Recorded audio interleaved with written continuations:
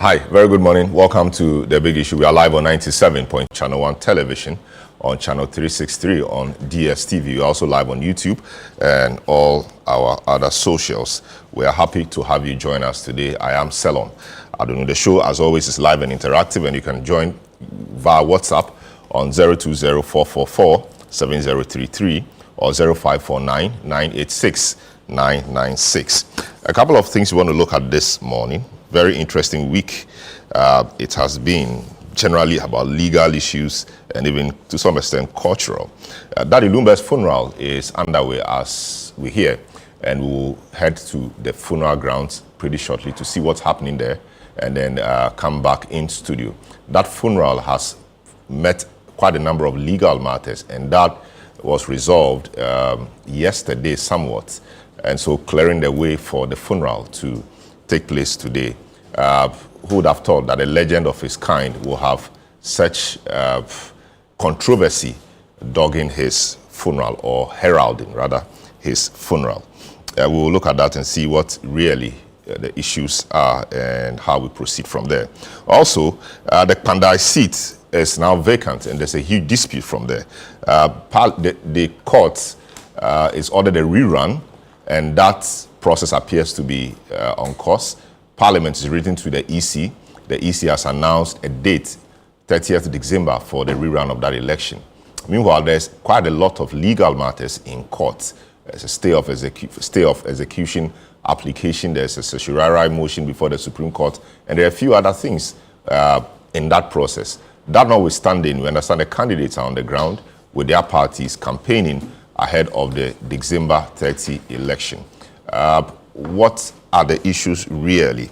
We want to look at that. Is it just a rerun or a restraint? As we see the legal challenges. We will deal with that as well. The Office of the Special Prosecutor has been in the news for a couple of weeks now. Now, there was some attempt to lay or table a private member's bill to scrap the Office of the Special Prosecutor Act. President John Dramani Mahama intervened and called a truce of a kind, asking his majority leader and majority chief whip, who appeared to be the sponsors of the bill, to withdraw it. They have said they would withdraw it, or they have withdrawn it, but people have raised issues of executive interference in the work of Parliament because the president is the executive and the MPs are the legislature. And was it appropriate for the president to have intervened in that matter? Or also, why was there no communication between the leadership of Parliament on what they want to do and then the executive? Since normally the executive will have to sponsor the bill, but of course, for private members, the private people do it as they wanted to do. Says that the Office of the Special Prosecutor is quite new and needs time, and also calls on the office to be efficient and expedite action on the cases they are dealing with. What are the issues really? The Office of the Special Prosecutor, new office, now properly functional. Are we putting too much pressure on that office? Is the office also discharging its duty or job creditably or satisfactorily? We will look at all of that. And also, there's the issue about legalizing Okada. Is it a political pledge fulfilled or necessary regulation at last? A number of things have been. People say, no, allowing these Okada guys on the road is chaotic. People also think that they're doing it, better find a way to regulate it so they can be employed in the process. What again are the issues? We'll look at all of this. We have a full plate for you this morning. We'll take a short break, return, introduce our guests, provide updates, and hit the discussion. This is The Big Issue on 97.3 City FM. Don't go away. You're welcome back. This is The Big Issue. We are live on 97.3 City FM. We're on ChannelOne television, on channel 363 on DSTV. My name is Selorm Adonoo. A number of issues we are looking at this morning. Daddy Lumba's funeral is being held in Kumasi. That's after all the legal matters concluded somewhat yesterday, paving the way for the funeral to be held. Today we will go to Kumasi, right about now, to speak to our man there, just to have a sense of what's happening. Also, the Kpandai seat dispute, is it just a rerun, or of course there are many issues or many meanings being read into the whole process. People think that why rush to hold such an election when the process is having been fully exhausted. What happens if the election is run, somebody else wins, and the court processes also are resolved in favor of the other? What happens? Why don't we urge the court to deal with the matters expeditiously so that we can have a clean situation on our hands? But we'll delve into that. Also, the conduct of the MPs in question, the minority MPs, have been called into question. I mean, what we saw in the course of the week, trying to disrupt the process, whether they succeeded or not is another matter, is being condemned largely. We'll look at that and see if that indeed is part of the parliamentary process. There's also the discussion around the office of the Special Prosecutor. Mahama says that he does not think the office should be scrapped. They need some time, and he also called on them to expedite processes on cases and be efficient.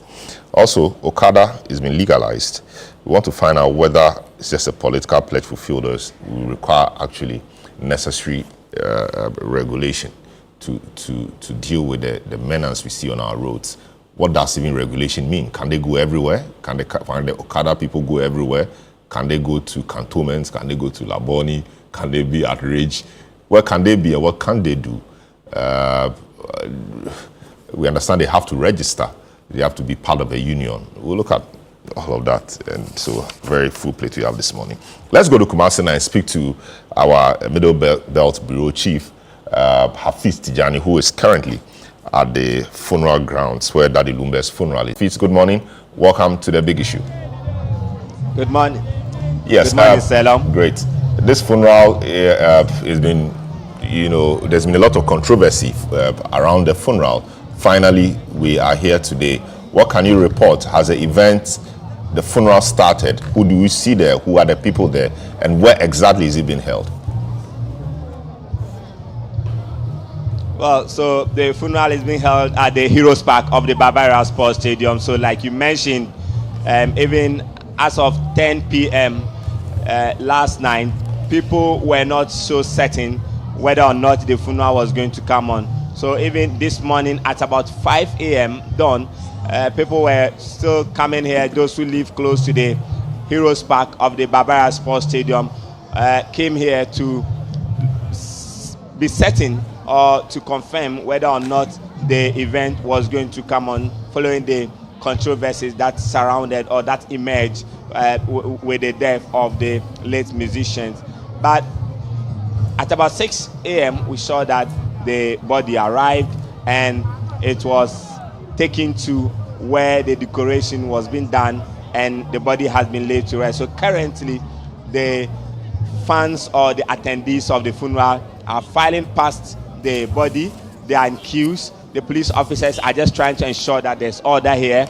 They are putting all checks in place to ensure that people do not go out of bounds. And if we ask of people who are here, so we have all manner of people coming from different places, people coming from within Kumasi, people coming from within the Ashanti region, and others coming from even outside the Ashanti region, just to observe what is being done here at the Heroes Park of the Barbara Sports Stadium. We also saw the man who has been in the center of all these controversies, talk of the family head of Daddy Lumba, who is popularly called Tupac. He has been around, but the public has been given that chance or that opportunity to file past the body. Police officers are stationed, so when you go outside of the Heroes Park, the main street leading to the Barbara Sports Stadium, police officers have mounted snap checks at the vantage locations, trying to ensure that they control traffic and also control the movement of people within the area. And there's been a water cannon that have been stationed here outside of the main entrance or coming to the main entrance. Police officers have also erected several barricades at the main event ground, the inner perimeter, just to ensure that they control the movement of people, not only people who are attending, but also the media covering the event. So the police officers are also here. So you see behind me, there's this queue that is coming from the main entrance. So people who are now coming are expected to join the queue. Then they are ushered into the inner perimeter.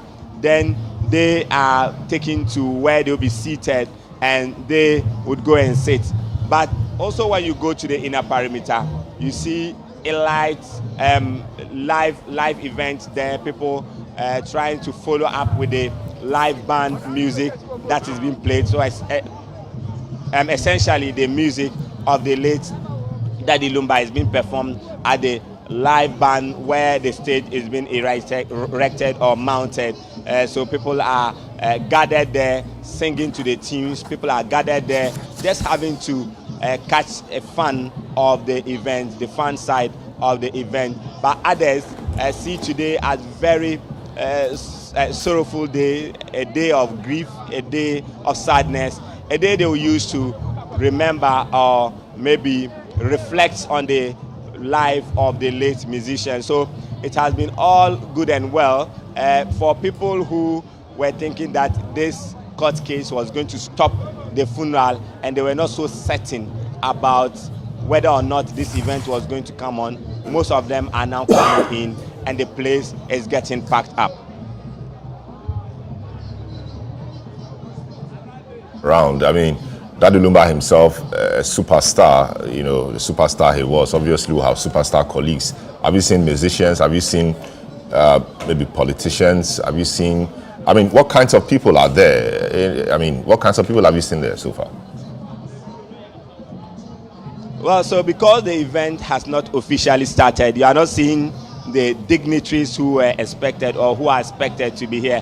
I have seen the former member of parliament for the mention of Colin Soso Amankwa, who we are told is a family member of the late Daddy Lumba. So he is seated on stage, and we have other family members who have come.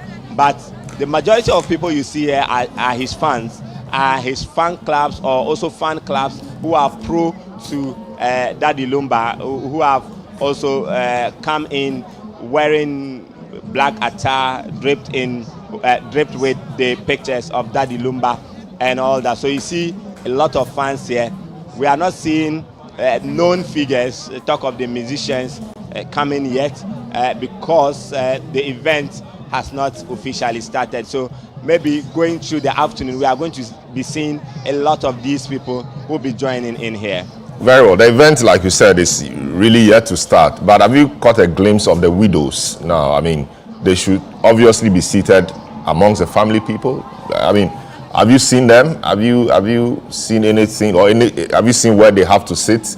Have you seen anything like that? Well, all these arrangements have been made, but we have not seen the widows yet seated at these places they are expected to sit.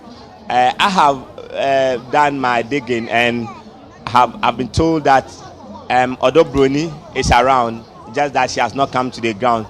But Akosia Sewa, I'm told she's out of the country. That is the information we are getting. She's out of the country, and that she might not be able to make it up to the funeral. But Odobroni, we are told, is around, but she has not come to the funeral ground. But other family members, like I said, are around. Talk of the popular family head who is known as Tupac. He has come here and receiving a lot of applause. You know, even the fans were divided in terms of whether or not the family should, the funeral should come on. They were divided among themselves. So for those who are aligning to Tupac, the family head, they gave him a resounding welcome, a resounding applause as he even entered, trying to coordinate with some of the organizers of the event to see the success of this event today. Very well. Thanks so much, Hafiz. We will come back to you again as and when we have to. So take care of yourself and be good. Thank you so much, Hafiz Tijani. Hafiz is our Middle Belt Bureau Chief. He's at the funeral for us, and he will bring in to us all we need to know about that particular big event of the legendary Daddy Lumba. So my guests this morning, Andrew Ejapa-Mensah, former MP, secondly, former Minister for Tourism, and a few other portfolios. Abraham Amaliba, Director General, National Road Safety Authority and a member of the NDC. Dr. John Osai Kwapon, Senior Research Fellow of the CDD, Ghana. and Franklin Kujo, President, Imani Africa. Gentlemen and lady, welcome to the program. Thank you. Thank you. Now, we start off with Kpandai. The Electoral Commission has announced that a rerun of the Kpandai constituency parliamentary election will be held on Tuesday, the 30th of December 2025. The decision follows a ruling by the Tamale High Court on Monday, 24th November 2025, which ordered a rerun of the election within 30 days. The Commission also received formal notification from the Clerk of Parliament or to Parliament on Monday, December 8th, confirming that the parliamentary seat for Kpandai has become vacant. The rerun will be conducted exclusively for the 3 candidates who contested the 2024 parliamentary election in the constituency. The decision to hold a rerun has, however, drawn strong opposition from the New Patriotic Party. So I start off with the New Patriotic Party. Honorable Japamesa, he's been in Parliament for a number of terms. Welcome to the program, Honorable. What have you been doing out of Parliament and out of government, just briefly? Well, let me say good morning to our cherished viewers and listeners and to my co-panelists. And to take this opportunity to wish 2 groups in Second D happy 10th anniversary. You know, Second D is a masquerade capital of Ghana. And this time of year, as we prepare for Christmas, the Masquerades Festival is a big thing in the Second D Takrady Enclave. Oil City Masqueraders is 10 years old today, and Nothing Lead Bank is also 10 years old today. Oh. And so I wish them very happy 10th anniversary. And right, the 2 groups were formed on the same day? I suppose so. I see. Hopefully I will see you guys during the Christmas holidays. And I invite everybody who is listening and watching to us to make it a point to be in Second D Takrady over the Christmas period. You're never going to regret. I had a private life before I went into politics. I was practicing law. I had a small law firm that I was running prior to my going into public service.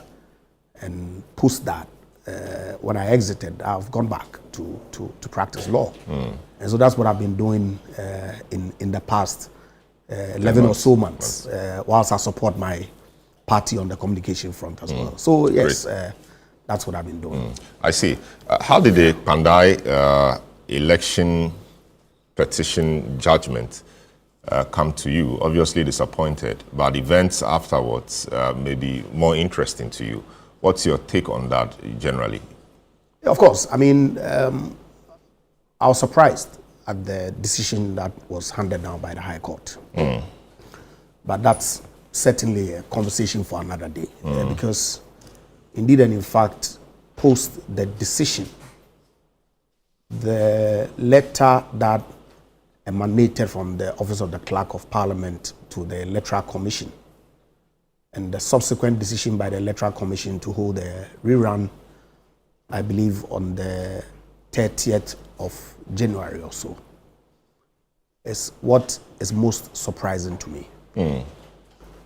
I wonder the indecent haste that is informing the decision to conduct the rerun when the affected party, in this case Matthew Nyindam, has filed an application seeking for the orders of the High Court to be stayed.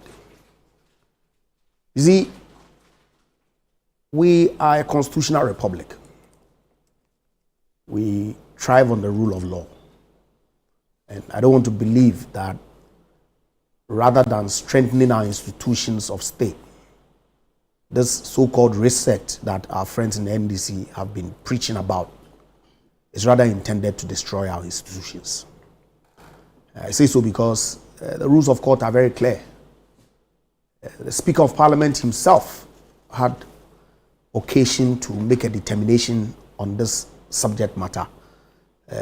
Of course, not in the same terms, in that what he pronounced on was whether the Member of Parliament had a right to attend Parliament in the immediate aftermath of the decision that was handed by the court. And he delivered a ruling on the 27th of November 2025, where he made reference to the Court of Appeal rules and indicated quite clearly the automatic stay provision that is embedded in those rules, and proceeded to say that within or after the 7-day automatic stay, if the affected party takes a further step, that in itself, okay, may extend the stay until it is determined by the Court of Appeal. And for the benefit of those who may not be aware of what the Speaker said, I have a copy of the Hansard here. And the Speaker said, in part, that in this instance, the ruling of the Tamale High Court, dated 24th November 2025, the statutory 7-day stay therefore remains in force until 1st December 2025. During this period, the ruling of the High Court cannot form the basis for the Speaker to instruct the Clerk of Parliament to notify the Electoral Commission that the Kpandai seat is vacant. In addition to the above, should Mr. Nyindam exercise his right of appeal, such as an application under Rule 27(1)(b) of CI 19, it may impose a further suspension on the enforcement of the judgment until the application is determined by the appropriate court. This rule appears to prevent the subject matter of the appeal from being altered or prejudiced while the appeal processes are pending. Indeed, the Rule 27 that the Speaker makes reference to says this, if you permit me. Effect of appeal. That's the heading of Rule 27. And I'll read 2. When an application is pending for determination under sub-rule 1 of this rule, any proceedings for execution of the judgment or decision to which the application relates shall be stayed. Take that again. 27 sub-rule 2. When an application is pending for determination under sub-rule 1, and sub-rule 1 is where you file an application for stay, right? Of this rule, any proceedings for execution of the judgment or decision to which the application relates shall be stayed. Now, people think or they suggest that because 27 has been amended, okay, that amendment affects the entirety of 27. But indeed and in fact, CI 132 that amends Rule 27 only amends 27 sub Rule 1. And if you permit me, I'll read it. The Court of Appeal Rules 1997 CI 19, referred to in this enactment as the principal enactment, is amended in sub Rule 27 by A, the substitution of sub Rule 1 of, and it goes on. An appeal shall not operate as a stay of execution under the judgment or decision appealed against unless the court otherwise orders on an application made to the court by motion or notice. Now, the effect of this is that immediately you file an application, before it is even determined by the court, all processes of execution ought to be stayed. The reason is very simple, and the Speaker himself alluded to it, that this rule appears to prevent the subject matter of the appeal from being altered or prejudiced while the appeal processes are pending. I've read academics, civil society organization actors write extensively on social media on this subject matter. How then is it the case that the Speaker of Parliament allows the clerk, in the light of these express provisions of the law, to write to the Electoral Commission to proceed with the rerun? How? Look, we in the MPP really, yes, we would love to have the seat. But already we are down. And so losing it is really not the issue. So it's not a question of MPP being afraid of a rerun. Because after all, if we go into a rerun and then NDC wins, they are happy to have a so-called supermajority that I really don't know what they need it for. Of course, 2 days ago, the speculation in the minds of many people has been put to rest by the statement that the chairman of the NDC himself has issued, that they're not going to support any attempt by anybody to promote any third term amendment of the Constitution. Of course, we know the processes that an entrenched provision of the Constitution has to go through before amendment.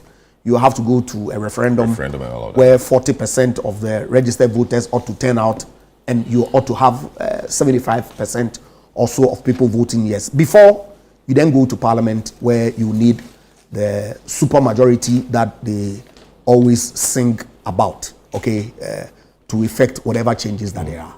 Otherwise, every decision in Parliament, of course, when it comes to the removal of the president, it's never going to happen. That's when they need the so-called supermajority. Or the removal of the speaker is never going to happen. The speaker is forfeit. It's not going to happen. And then also when they have to censure or remove any of their ministers, I'm not so sure whether they will do it. Every other decision in Parliament requires only a simple majority. So all you need is a 138 or 139. But they want every seat in Parliament. I don't have too much difficulty about it. It's just a principle. If we say we are a country of laws, why do we flagrantly breach the law in such manner? So let's look at the amendment in 132 again, CI 132.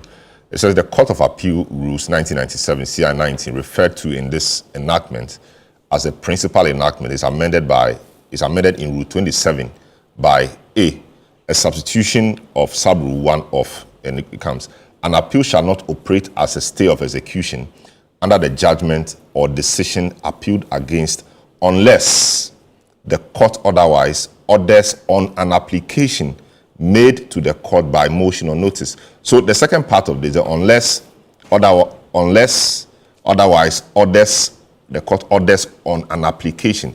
Does that not presuppose that an application or notice must be made and an order of the court must also be made in reference or in respect of staying the execution? And so does this not mean that the mere filing of an application or notice for stay of execution would not, operate as stay? Is that not what it means? That's why you don't have to read the provisions in isolation. And so it goes further. And CI 132 did not amend or revoke sub rule 2 of CI 19. Right? Sub rule 2 of CI 19 says that when an application is pending prior to determination, prior to any orders being made by the court for determination under sub rule 1 of this rule, any proceedings for execution of the judgment or decision to which the application relates shall be stayed. So the court itself recognizes that to prevent rendering the decision of the court nugatory or prejudiced, it's important to preserve the status quo until the determination of the application by the court. And whilst the application is pending, prior to its decision, all processes leading to execution must, it's a mandatory provision, shall be stayed. That's the rule. Sub rule 2 has not been amended. It's not been revoked. It's still in force. So you ought to read the substitution in sub rule 1 in CI 132 with the parent enactment in CI 19. That's 19, the law. CI 19, 27, 2. Yes. It's clear. I see. So what is it that we are doing to our country? Let me test that. Let me test that with Lawyer Clinton. So yes, this is the contention really, that because a stay of execution application has been filed on notice, all other processes towards the execution of the Tamale High Court judgment should be stayed. So this, I mean, this is appearing to be the problem. Where do you stand on this? I don't necessarily support the reasoning because as a lawyer, I think we should cast our minds back to 2021, 2022, where there was the issue of a vacant seat. And the Speaker in particular said that only Parliament, not the Supreme Court, has the authority to declare a parliamentary seat vacant under Article 97. So if Parliament previously held that not even the Supreme Court can force a vacancy declaration, then it is constitutionally incoherent to say that a High Court ruling subject to appeal automatically vacates a seat without parliamentary deliberation. Furthermore, my stand on this is that the Speaker once took a very principled position, same Speaker, that courts interpret Article 97, but Parliament controls vacancies. That position protects parliamentary autonomy. The question now is, what has changed? You cannot downgrade Parliament's authority when it suits you and then upgrade it when it doesn't suit you, because consistency is the backbone of constitutionality. And if the Supreme Court couldn't declare a seat vacant then, a High Court certainly cannot do so now. And I say that because in December 2021, the Supreme Court held that certain MPs had forfeited their seat by operation of law under Article 97(1), and that Parliament was bound by the constitutional consequences. However, the court did not itself administratively declare the seat vacant. It interpreted Article 97 and stated the legal effect. So therefore, I mean, I just think that when it comes to the Speaker, you can't downgrade Parliament's authority when it suits you and then respectively upgrade it when it doesn't suit you. It's interesting, very interesting points you raise. So Parliament is subject to the laws of the land, that's one. Yes. And Parliament does not declare the seats vacant in a vacuum. Yes. Parliament must do so, putting together everything. Yeah. So there's a determination by the High Court which says that the seats, there should be a rerun, which invariably means that, the seat should be vacant before the rerun can be made. Yes. Now, the same laws of the state also say that if there are motions, for example, a stay of execution application, as we've just seen in CI 19 and CI 132, the decision must be stayed until that motion is disposed of, or an order of the court is made maybe to the contrary.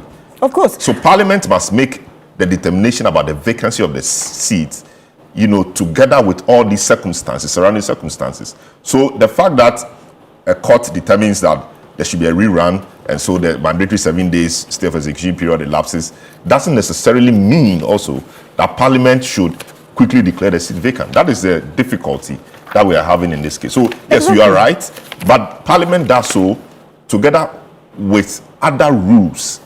And so Parliament cannot close its eye on the provisions of the CI when again it suits it, and if it doesn't suit it, it's quiet on it. Exactly, because at the end of the day, what we're setting here is precedent.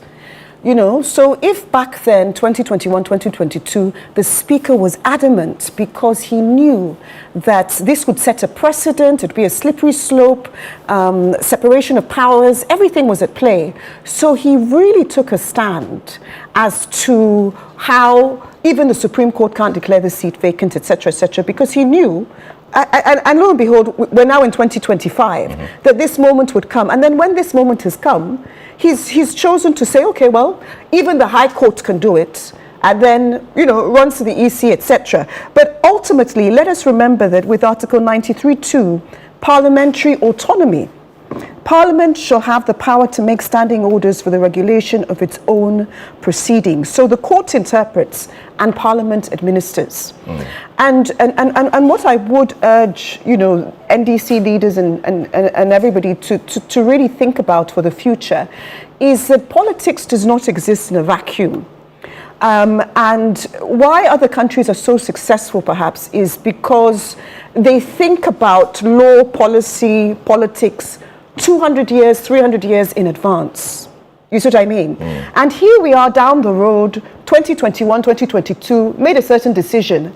2025, you're about to erode everything you've said, which you rightfully said at the time, because it suits you. So what happens if, God forbid, NDC goes out of power in 8 years' time, and then you yourself will come to set this precedent? God forbid. No, but in terms of, I'm trying to be, you know what I mean? I'm trying to be, like, I'm not one side or the other. That's right. But what happens if in 8 years' time, you, the same people, go out of power, and then all the things you've said about the Chief Justice and, you know, how she can be gotten rid of, all the things you've said about vacancy of seat, even a high court now can make that declaration and you will just rubber stamp it. It will meet you in 8 years' time or 4 years' time or 16 years' time or whatever. So we have to think that when we set precedents, and that's why I handled this differently when I started speaking, I just went back to the precedent. Because if a precedent has been set and everybody realized what was about to happen, even the Supreme Court themselves. But precedent did not declare the seat vacant. You know, what I mean is that there's a CI, yeah, which is an order, regulation, or I mean, in the hierarchy of laws. Yeah. Will you put precedent ahead of a CI? A constitutional instrument? I will put precedent over it because the precedent didn't exist in a vacuum. The precedent existed because the Supreme Court... And the precedent, mind you, is a judicial decision. It's a judicial decision. But in that judicial decision, they were also considering the separation of powers. Whereas the Supreme Court did not want to say, we declare this seat vacant. They just said, we're going to interpret the law because they realized their particular function. And then the Supreme Court themselves said, well, technically, we are the only ones who can say a seat is declared vacant. Do you see what I mean? So everybody was thinking about the separation of powers. Yeah, so my difficulty with the point is the declaration of the vacancy of the seat cannot happen in a vacuum. Speaker doesn't wake up one morning to come and say, guys, honorable members, seat number A is declared vacant. You know, something must trigger that. So the point we're making is that the High Court decision triggered the vacancy, but the judge in the High Court could not say that therefore this seat is vacant. That is being reserved for the Speaker, and the Speaker must do so in reasonable time. In fact, the Speaker cannot actually wait in perpetuity in making that determination once the High Court has declared the seat is ordered for a rerun. So once that determination has been made, there are other things as well which can hold that process. There's an appellate process. Of course, filing the notice of appeal alone does not operate as a stay. That is why you file a notice of stay of execution or notice. Of course. And we've seen from the rules that filing should operate as a stay. That is where the contention is. Yes. You know, and the parliament must be subject to the rules of the state. It does, but again, I mean, I think it would be very interesting if this perhaps was visited by the Supreme Court. But it's clear, isn't it? Yes, no, but let them go to the Supreme Court because the same Supreme Court who made that decision in 2021, 2022 can also revisit it. That's number one. But again, it is about Parliament. Let us go back to what the Speaker said. He literally said that, you know... When the recent one or 2021? No, the Speaker took the principled position that courts interpret Article 97, but Parliament controls vacancy. You know, but my ultimate point in all this is not to get lost in semantics, but you can't downgrade Parliament's authority when it suits you and then upgrade it when it doesn't. But who's downgrading it and who wants to upgrade it? I Well, mean, in terms of at the time, he said, when Parliament made its interpretation, he said, well, no, it is Parliament who decides when a seat is vacant or not. Even though the Supreme Court had made its interpretation, he was like, no, it is Parliament who does. And then there was there was a stalemate and it rested there, ultimately, right? But Parliament actually declared the seat vacant, but with the MPs not in court, so it means that order Parliament made perhaps was ultra vires because the people kept coming to Parliament. The issue of the 4 seats, they kept coming to Parliament because Speaker's ruling did not nullify the law as stated or as put down by the Supreme Court. And then we had an election, so then the whole thing was moved. But they were coming to, they were around, they were still MPs, they were carrying themselves. Were they allowed to, I mean... They were holding themselves out as MPs. As holding themselves out, were they allowed to vote and did their vote count? Parliament really didn't sit because a lot of things, but they were not hounded out of Parliament. They were MPs, properly so called. But just rest your thoughts. Let me come to, of course, Franklin Kuduri is on and Dr. Osei Kwapon is also stays the decision. So I'm thinking that the 30-day operation may be triggered after these processes have been exhausted. Couldn't they acknowledge receipt of the clerk's letter, but also raise the issue of the CI as we have seen here? It's not borne out in this constitution. So if the clerk informed the EC, the EC too is mandated to do so within 30 days. To also follow what the constitution says. And you notice that the Tamale people, the petitioners were they've cited EC for contempt. For contempt. Yeah. Maybe it will abate because she has quickly, you know. So these matters are strict to the extent that your Supreme Court rules and then your other rules, which are lesser laws, cannot trump the Constitution. Which are lesser laws, cannot undo what the Constitution says. You get our point. So, but is this a clerical matter? Do you see what I mean? Is it merely clerical? No, I'm not sure. But let's go on. You understand? Just note down your point. You understand? Just note the points down. I see you're itching to make a comment. But there's no clerical matter. There's no lacuna in this. You deal with it. We are doing constitutional law here. Yes, I'm about to make a point. And to some extent, administrative law, but more of constitutional law. You are saying that when the EC receives those processes filed, she says that I am a receipt of processes filed, so my hands are tied. Where does it show in this constitution that when the EC receives those processes, she is bound to stay her hands off? I see. It doesn't show. Let me wait. Before you bring your other guest in, it's important.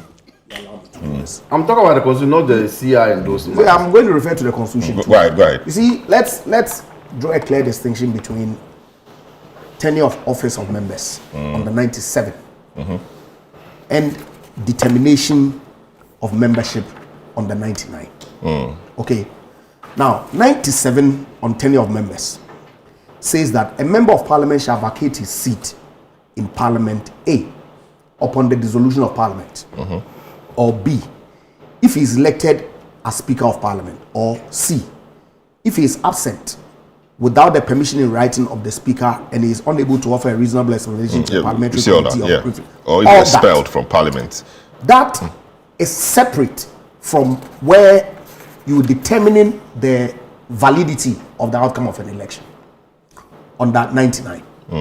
99 says that the High Court shall have jurisdiction to hear and determine any question whether a person has been validly elected as a member of parliament or the seat of the member has become vacant, or B, a person has been validly elected as a speaker of parliament or having been so elected has vacated the office of speaker. It goes further to say that 2, a person aggrieved by the determination of the High Court under this article may appeal to the Court of Appeal.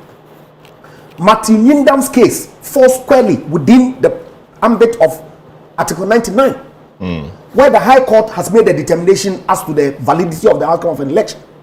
He is aggrieved and has gone to the High Court, the Court of Appeal, to file processes. If he does so, what rule triggers? Is it not a Court of Appeal rules? So why are we doing this? But why does it say that? Why are we doing this? When you file an appeal, does it say the but process? certainly the rules are clear. We've read 27. When you file an appeal, it doesn't stop the process. Are you saying that? If you file an appeal, Are you saying that by filing it doesn't operate as a stay. Yes.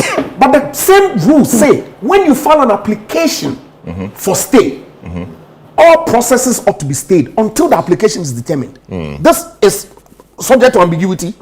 And I'm saying Is this rule? it's No, not born Is this out of rule? the Constitution. Does it provide any lacuna or clerical error? That's No, not his point is born that out of the Constitution. His People point will is be Out of what contempt. constitution? his The point- nobody his- is going to be in his point is contempt. that- People will be in contempt. His point is that if we can, his point is that the Constitution is laid it out clearly that if a vacancy occurs, I didn't read from the Bible or the Quran. if a vacancy I occurs, read from the Constitution. But let him the moderate. speaker will make that determination or will announce that. Clerk writes to the EC. EC within 30 days will conduct an election. The point he's making is that these people are just following what the Constitution says. So if you fail to follow it, you'll be in contempt of the Constitution. How so? Yes. See. That's why I drew a clear distinction between 97 and 99. This is a matter. But the determination by the High Court made that seat vacant, right? That is, the gentleman was not validly elected, and the consequential effect is that the seat is vacant. Is that not the case? That consequential effect can only occur after the Court of Appeal has made a determination. Because the Constitution says when you are aggrieved, go to the Court of Appeal. If you go to the Court of Appeal, you file an appeal, and you file a motion for stay, the rules of court establishes the procedure that ought to carry through. But what's the status And quo the Speaker now as we himself. speak? As we speak now, what has become of the seat? Can Martin Ninjam go to Parliament? So the High Court's decision has been stayed by operation of the rules. So the seat is not vacant. That's the point that I'm making. It can only be vacant when a final determination has been made by the Court of Appeal. Very well. Let me speak. That's the point. Now the lawyers and politicians see, have spoken. Wait, let me take the views of civil society and governance people. Franklin, good morning. Welcome to the program. Good to have you as always. You see what people can do. This is quite interesting. Both sides Is to allow quoting the from Supreme Court the Constitution and the to make a laws. determination What is your whether- thinking around the whole of this? If all these processes are filed, does it stay? Franklin. But that's exactly what happens. Okay, no. Okay. Let me speak to Dr. Sekwapong. Doc, good morning. Good to have you. From the governance standpoint, what is your understanding of the rules as espoused by the panelists in the studio? Good morning, and good morning to the other panelists in the studio. I think I've been left even more confused because I recall that when the issue emerged, and then the disagreement over whether the clerk hastily wrote to the EC and whether you should wait for all of the processes to be completed.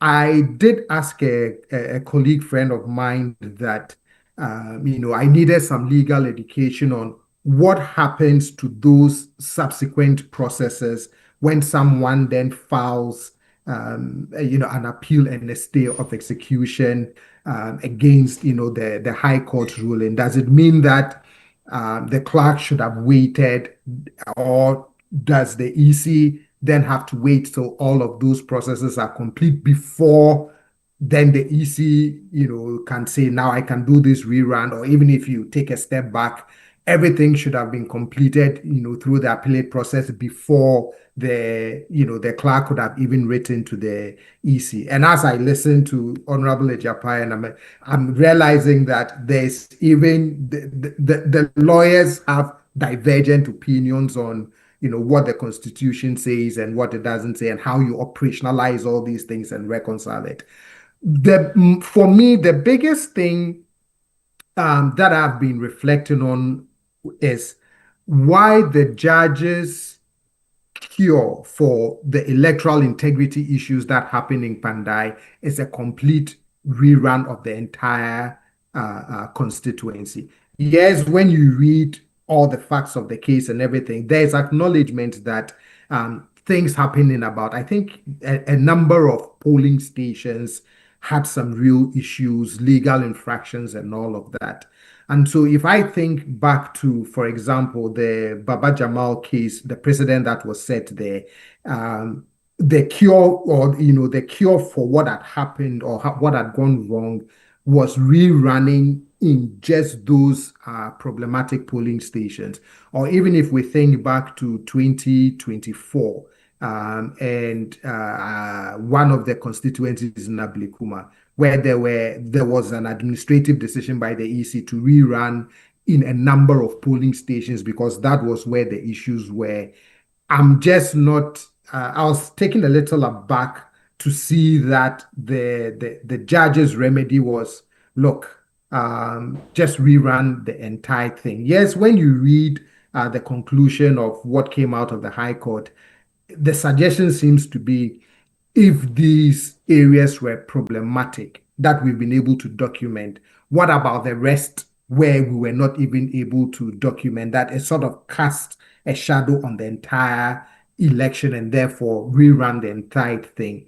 I, again, felt that it should have been a little more constrained and restricted to the places where, there was evidentiary support that there were problems there. So okay, so Amaliba is telling us that it was about the collation. So the collation was done. Yes. Tamale moved from Kpandai to Tamale, and he didn't have a representation there. It was done devoid of him. So that's why. So apart from those polling stations, the other ones were as a result of he not being made to have a representation during the coalition in Tamale. I see. So that I'm sure that answers your question. Yeah. So then I guess because of those two circumstances, the moving of the coalition center and the declaration in the absence of the NDC candidate as well as his representatives then sort of cast a doubt on the entire thing. Exactly. Okay. Yeah. Okay. Franklin is back. Franklin, I'm good to have you. We were just looking at this issue about the rerun and the matters arising. It's becoming purely a legal matter. From a civil society standpoint and governance standpoint, what's your take? Wait till all processes are done before you write to the EC, or follow the constitution as we are seeing here? Well, good morning, my good friends, both online as well as in studio. For me, but let me ask a question though. So whether it was declared vacant or not, if the ruling had been the way it is right now, and says that it should be freshly run, what does that connote? Does it mean that if you don't declare the seat vacant, what's the difference between declaring a seat vacant and actually going to rerun for the same seat? I guess that's the question I'm asking. So either way, I need help. The seat has to be declared. I don't understand it. The seat has to be declared vacant before you can run it. And declaration of the seat vacant is to be done by the speaker. That's the procedure. After the speaker does so, the clerk writes to the EC, which conducts the election, and within 30 days should do that. Okay, then the matters are solved then. Because if the MPP agrees that the seat, there should be a rerun, unless they are saying that there shouldn't be a rerun.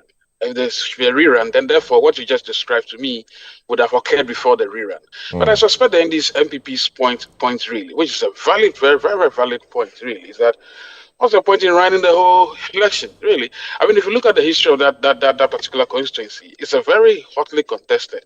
I think the gentleman from the MPP is really, must be a very good candidate, extremely good candidate, because he's been doing quite well, right? And to think that, I mean, and anybody doing this must take into consideration all of these dynamics anyway.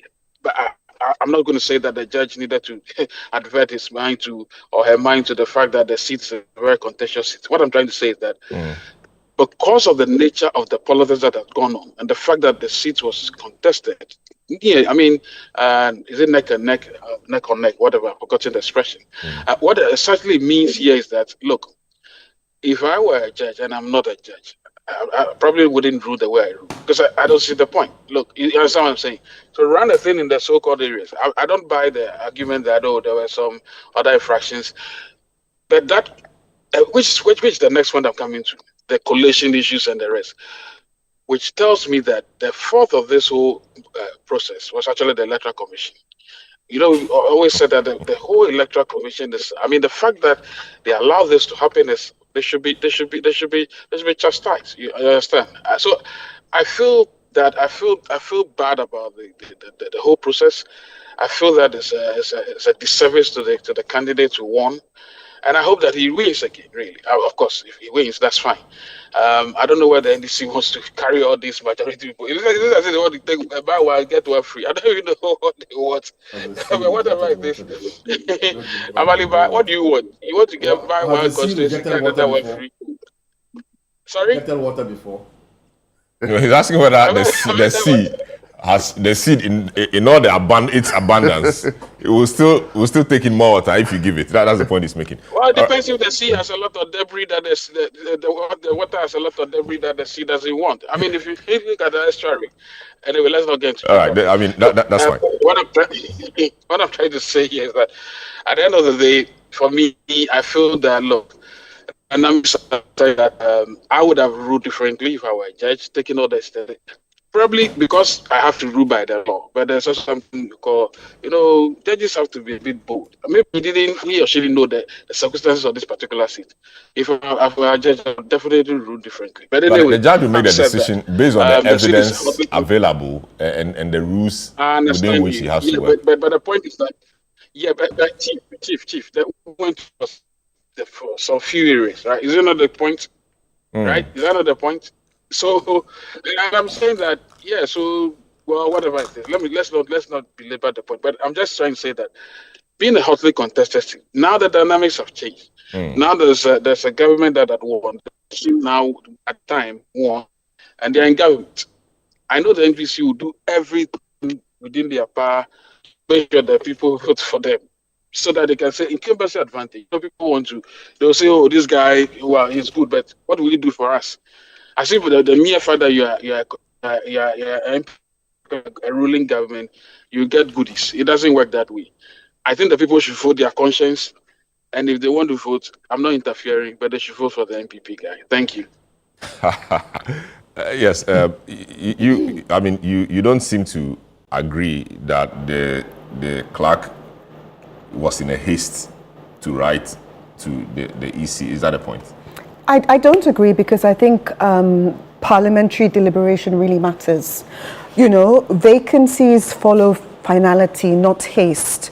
Because if we accept this automatic vacancy, right, at first instance, it means that any MP can lose a seat politically, permanently, appeals become meaningless, and parliamentary stability potentially collapses.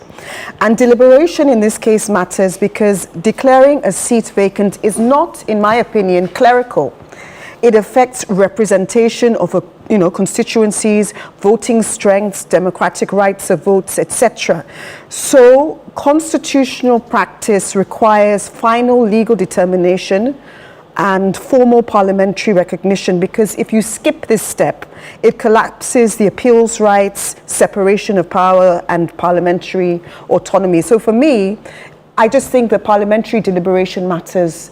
So what parliamentary deliberation in this circumstance? In these circumstances, for instance, the clerk not just rushing to file his clerical position, but for instance, this going to the Supreme Court first, and the Supreme Court, particularly I think during LGBTQ rights, etc., they tabled it very quickly because out of policy and national interest, etc. They tabled it like the next day or the next week, things like that. So this is a very critical matter that the Supreme Court can, for instance, even table by next Wednesday and determine it. But I really think parliamentary deliberation matters, because what we're seeing here, apart from this seat, is that we're setting a precedent. And if we're looking at representations of constituencies, voting strengths, democratic rights of votes, then all of a sudden appeals become meaningless, and any MP can lose politically, their seat permanently at first instance. So if I'm hearing you, you are saying that the clerk, before writing, should have taken cognizance of the other matters, the matters filed before court, and all of that. And so now that he has written, it triggers the process, but he should have waited. Is that the point you're making? He should have waited, and on a practical level, this is to do with public interest. the seats, the fact that this was, this is an elected seat, etc. So waiting in this instance means that this would have been tabled, for instance, at the Supreme Court by next week. Because you can push these matters right to it's the first thing that's heard.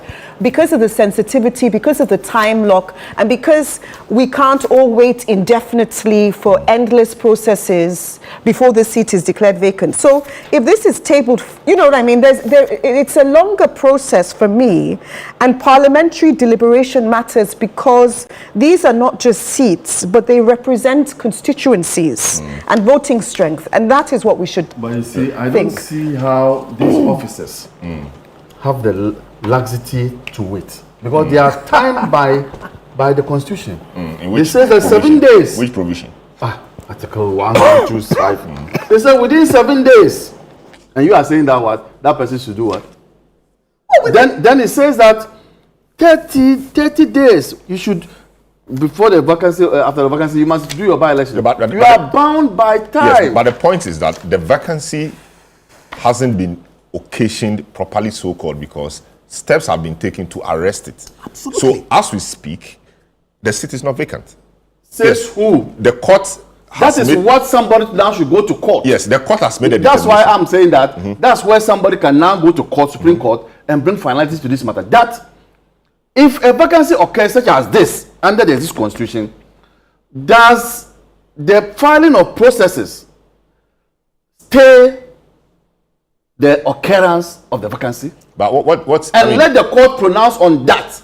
But until then, you are asked to act within 7 days. No, but wait. You are asked to act within 30 days. You know, if you go to court, you file processes, the CI is clear, the CI is clear. The Constitution cannot say everything. Else we have Constitution which is as big as the law report, or even bigger, because it will have to say everything. The Constitution cannot, it only lays out the broad framework and also makes room for the little gaps to be filled by CI and other instruments, which is what CI 19, CI 47, etc.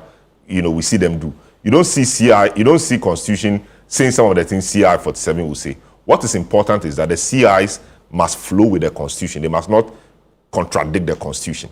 All right. So if the seat has been declared vacant, quote unquote, or a rerun is occasioned, that rerun makes it vacant. But it's for good reason that the Constitution says it's Parliament or the Speaker that makes the determination. Okay. So the Speaker ought to be conversant with the circumstances surrounding the matter. That okay, I can't see the speaker wait, here. it's not everything you see. There's it's no not, speaker here. So Parliament is all. Yes, there was a name, but the speaker, the clerk does so. When the framers of the Constitution wanted to mention people's names, They do. Okay, they so, did. They so weren't the sleeping clerk, when they got here. The clerk. So the clerk ought to have known the circumstances surrounding the matter. That, for example, even though the court has ruled that it should be a rerun, that status quo, the status quo ought to remain because some intervening factors have arisen, i.e., the filing of a stay of execution application, which we have seen by law operates as a stay. So everybody's hand should be held. Let the court expeditiously deal with that matter, then we can proceed. I think I should use the word. Those people have no discretionary powers here. The clerk. Under 1125. So they haven't been given such discretionary powers. Let's read one. They have no. Let me read it so that option. everybody hears here. Whenever a vacancy occurs in Parliament, the clerk to Parliament shall notify the Electoral Commission in writing within 7 days after the vacancy occurred, and a by-election shall be held within 30 days after the vacancy occurred. Do you have discretion? Okay, can I? Do you have discretion on this matter? That on its head. If even a Don't final, turn anything on its head. no, 2021, there's no 2022. discretion given to those officers. May I? If in 2021, 2022, if even a final Supreme Court interpretation did not automatically vacate a seat, a High Court ruling subject to appeal certainly cannot. What's the point? Meaning that if in 2021, 2022, a Supreme Court decision, the same speaker, not even a different speaker, but the same speaker said a Supreme Court interpretation did not automatically vacate a seat, then why should the same speaker say all of a sudden a High Court ruling? Because the Parliament clerk, I won't say speaker, because Parliament or clerk started the process. They did not write to the EC announcing the vacancy. Yeah, but my point But the is, seat was not declared but this vacant. does not That's the same exist. But this does not exist in a vacuum. That They are clerk not the shouldn't same have done so issues. because the clerk does not operate in a vacuum. You know what I mean? They speak to the speaker. They know what's happening. It doesn't operate in a vacuum.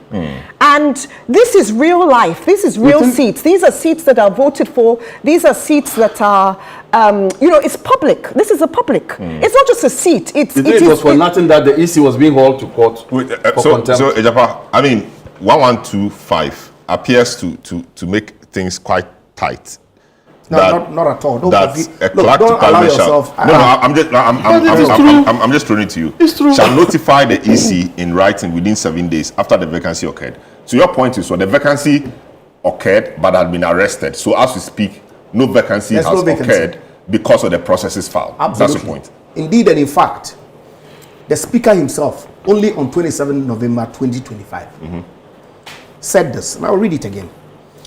In addition to the above, should Mr. Nindam exercise his right of appeal, such as an application under Rule 27(1)(b) of CI 19, it may impose a further suspension of the enforcement of the judgment of the court until the application is determined by the appropriate court. But doesn't that mean that that right to be exercised? So the suspension will be of the judgment, order of the court. No, the suspension of the judgment of the High Court is triggered when you file an application for stay at the Court of Appeal.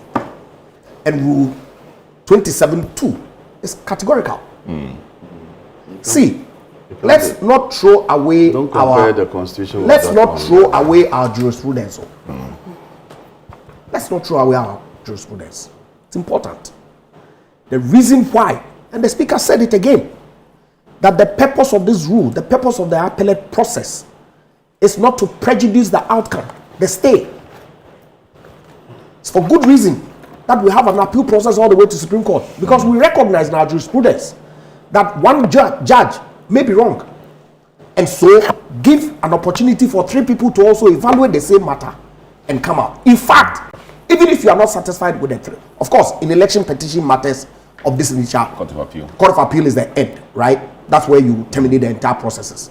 Why can't we allow our jurisprudence to evolve and develop and await the outcome of the Court of Appeal? The solution to this matter is to go for interpretation.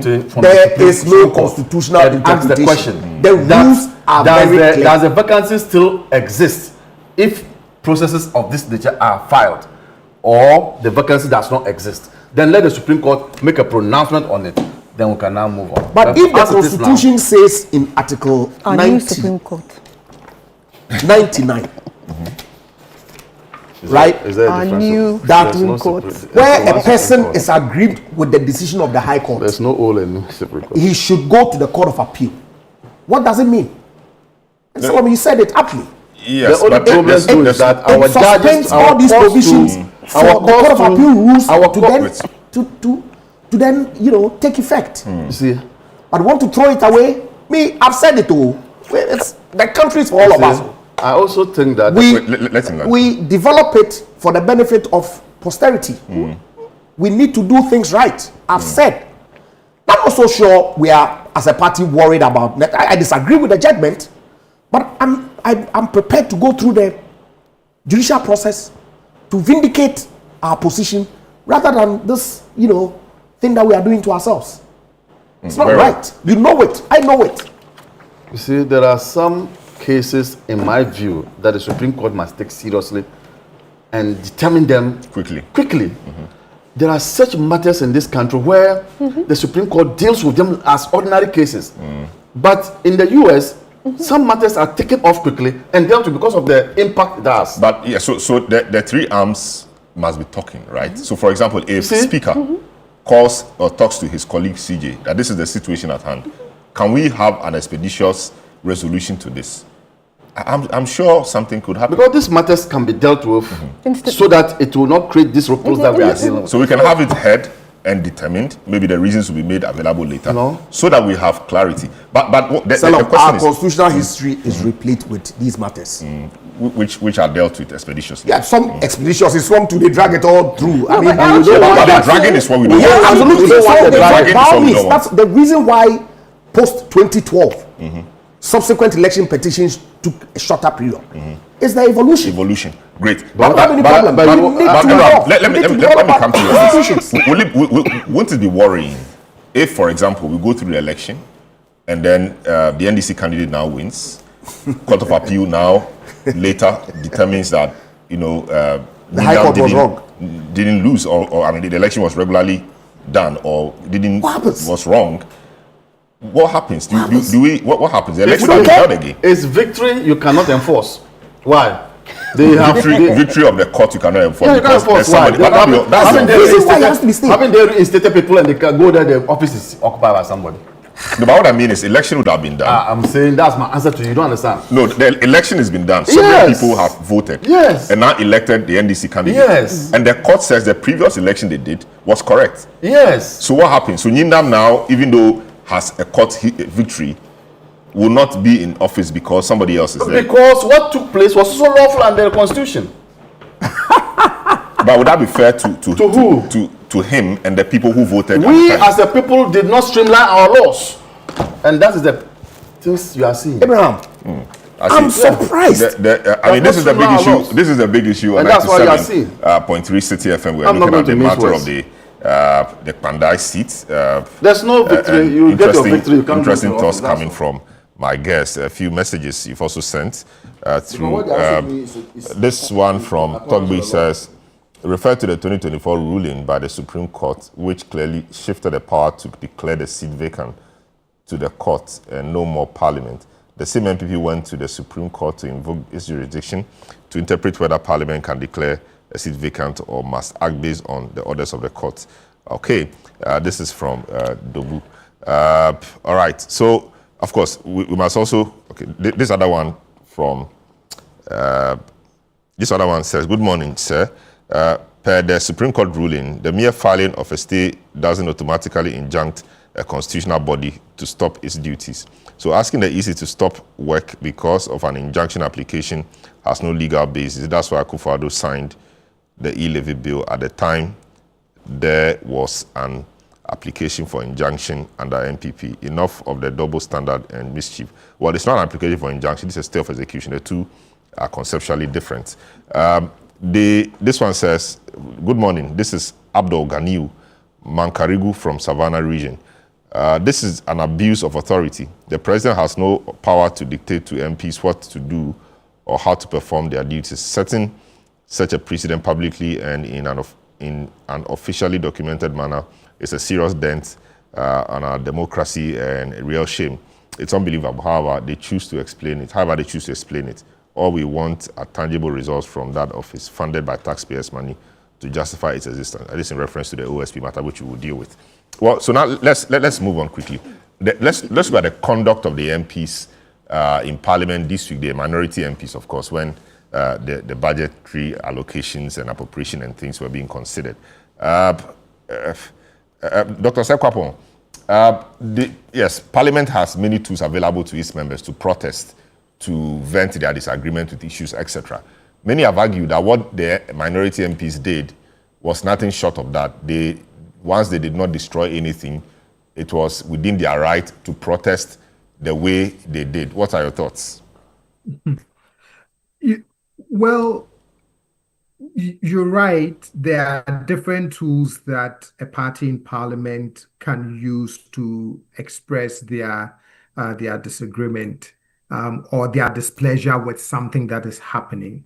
It was interesting to see someone pull a video back from a previous Parliament where the NDC was the minority and protested by marching in circles around the in the parliamentary chamber, right? So is this, if you're going to say, why are we doing this? Well, we can also show you examples from past behavior that mirrors exactly what we're doing. My worry, though, is that the perception of Parliament as an institution is not looking its best when you look at probably maybe the last 5 rounds of the Afrobarometer survey. And so when some of these acrimonious things emerge in Parliament, that is where my mind immediately goes, which is there has to be a point of reconciliation, right? Even as displeasures and disagreements are expressed, with an eye to how do we regain some of that lost standing as an institution in the eyes of the Ghanaian public. And for me, that is where my main worry is, regardless of the rightness or wrongness of the approach of the minority or a party in parliament, whatever tools they choose to deploy to make known their grievances. It is what it does to public perception of the institution and the persons who serve in that institution that continues to worry me. In the 8th Parliament, I thought the closeness of the numbers is what created the acrimony that sometimes we see. But you're still seeing some of that in this current parliament. I did say that where I sympathize with the minority is that it appears they feel suffocated by a number of things that are also happening institutionally. So whether it has to do with the judiciary, whether it has to do with elections and all of that. But then the moment I said that, someone said, well, they shouldn't be crying because do they know how the other side felt, especially in the last 4 years? So I said, my point ultimately, though, is can we get to a place where it is more peaceful, it is more collaborative and less, acrimonious? But then again, that is me, the typical Ekwape man who wants peace and less acrimony. I see. But is that not what the democracy is supposed to be, the majoritarian rule? You must have your say. The majority will have its way. So in having your say, you have the opportunity to raise all the problems, and you are appealing to the larger masses who in the next few years will have the opportunity to pronounce on the performance of the government. So that if your advocacy in terms of you having your say works, you would have been able to change the minds of the people against the government of the day. Is that not what it means? It's a majoritarian rule. So you may be suffocated, but that is what it is. Is that not the case? You vent your views. If the majority feels that the way you are venting it may turn the people against them, then they change their ways and get things done properly, like the way you want. Shouldn't that be the way to do it? But democracies, in as much as it is majority rule, also have practices, rules, things in place that also protects minorities. So you're correct. The majority with their numbers would have their way. The minority would have its say. But my bigger point is, even as you have your way, some have their say. Institutionally, we should be able to get to we should be able to converge at certain points of reconciliation to say that this is the way we would approach certain things. I mean, I'm looking at Parliament that day, and one side, arms together, quote unquote, not wanting to participate in parliamentary procedure, and then in the background, another side, working on, the budget estimates and all of that, right? For me as a citizen, I look at that, and institutionally, that is not what I want my parliament to portray. I see. Interesting. Franklin, yes, there's two sides, no matter the numbers, should be able to come to some point and agree on what to do. But what happens if there are entrenched positions? I mean, there are entrenched positions. They tell us always, and Honorable is here, they tell us always that they agree on most of the things before they come out. And the few disagreements we see are isolated. So it's something they do anyway. But where the positions are entrenched, then we see these things happening. Is that not the matter? Well, I mean, look, a few times we've had Parliament become a playground for some of these, should I call them, necessary, necessary comedy. The reason I'm saying this, and we should be grateful, really, that they are not throwing too many blows here and there. You know, some parliaments around the world, right? People are being slapped, chairs are flying, and all sort of thing. Look, I'm not saying that what occurred in parliament should be permissible or should be allowed. Hey, it's democracy. And by the way, and this, my friends in the minority, I like to borrow the word of my good friend John Saiko, they feel suffocated. But I think part of the suffocation is actually their own doing. You know, the suffocation of this mighty few, by the way, a mighty minority, by the way, is actually partly due to their own method. I don't think they are coordinated and in a very comprehensible manner. When I say this because I've been watching them since they came to start, this parliament started. So many discordant voices. I think people are going over themselves to be noticed and speak, and there's no order. There's just this discord. You know, somebody say something else about the economy, you don't get any serious unison and all of that. And maybe my good friend Apeño has laid back a bit because again he was being accused of being overshadowing or whatever it is. So maybe in allowing everybody to talk, maybe they'll find the rhythm at some point. Look, whatever it is that they banded together, but for what really? I mean, those smaller points. Make your arguments clearly, coherently, and tell the Ghanaian that, look, with this aspect of the budget, we disagree. Because if you allow this part of the budget to pass, it will affect your income. It will affect your livelihood at some point. We don't hear that. We don't need to see people band together as if they are doing in a tug of war to be able to. No. You are not impressing your own base. You are not impressing the people who would have to turn their heads and their minds at the next election. You see, so look. Maybe after January 31st, maybe Parliament will start following. I'm saying January 31st because I think that's when the MPP hold its, should I call the flag bearer helpful elections, right? Good. So maybe after that, there'll be some other that will fall in place. But as I speak, there's total chaos. In fact, I've not seen any comprehensively, should I call it, coherent argument made about many aspects of the issues they argue about, especially as regards the budget. And I worry, you know, so it's no longer, look, politics change. It's no longer you being seen as being mature or, no, those things have changed. And I think, I'm sorry, I think my friends, they need to be coherent and speak, and then they should speak the truth as well. You know, sometimes just plain lies. Come on, I mean, you see that the guy is talking about, he just lie. You don't do that. In this era, especially if you are plain lies from where? Plain lies from where? No, about some aspects of the issues they talk about. I mean, I probably I don't want to mention people's name, but you know, hear some of the things they say about some aspects of the budget, for instance, and you see that no, it's not true. The argument that some of them are making. That's what I'm saying, that there must be some coherence. If the economy side is speaking, one person or two frankly, people. I would have loved an example, for example, because people will be wondering that no, all that we've heard from these guys are truths. So why is Franklin saying? Why is Franklin saying that they are lying? I didn't say all are lies. I never said so. No, I mean, it's just some are lies. Somebody will say all we've heard are truths. So why is Franklin saying some of them are lies?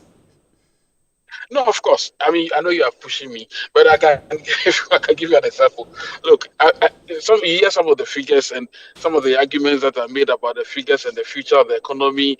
I feel strongly let down, especially on the issue of roads, for instance. The other day I heard one person say that, this road it's a duplication, it will be a wasteful enterprise and all of that. I mean, if you decided that you got an exim grant and instead of using their money loan to fix the road, you had to share like Komika share like toffees to other roads that were not needed, that's your palaver. And you couldn't construct the Accra to Kumasi road, which you collected exim money for. You don't come and start making noise and writing all sorts of things, saying that people are giving wrong assumptions about the road. I found that really jarring and quite annoying. You know, so please, I'm sure you'll not get the turn of where I'm going. So if you want more, I'll give you more. Right. So I was like, what is this? It doesn't make sense. You collected money. You told everybody that, the money is for Accra Kumasi. Then later when we found you out, you said, but we need to do other critical road. Critical roads for what? You go for money, $370 or something $million for a road, $270.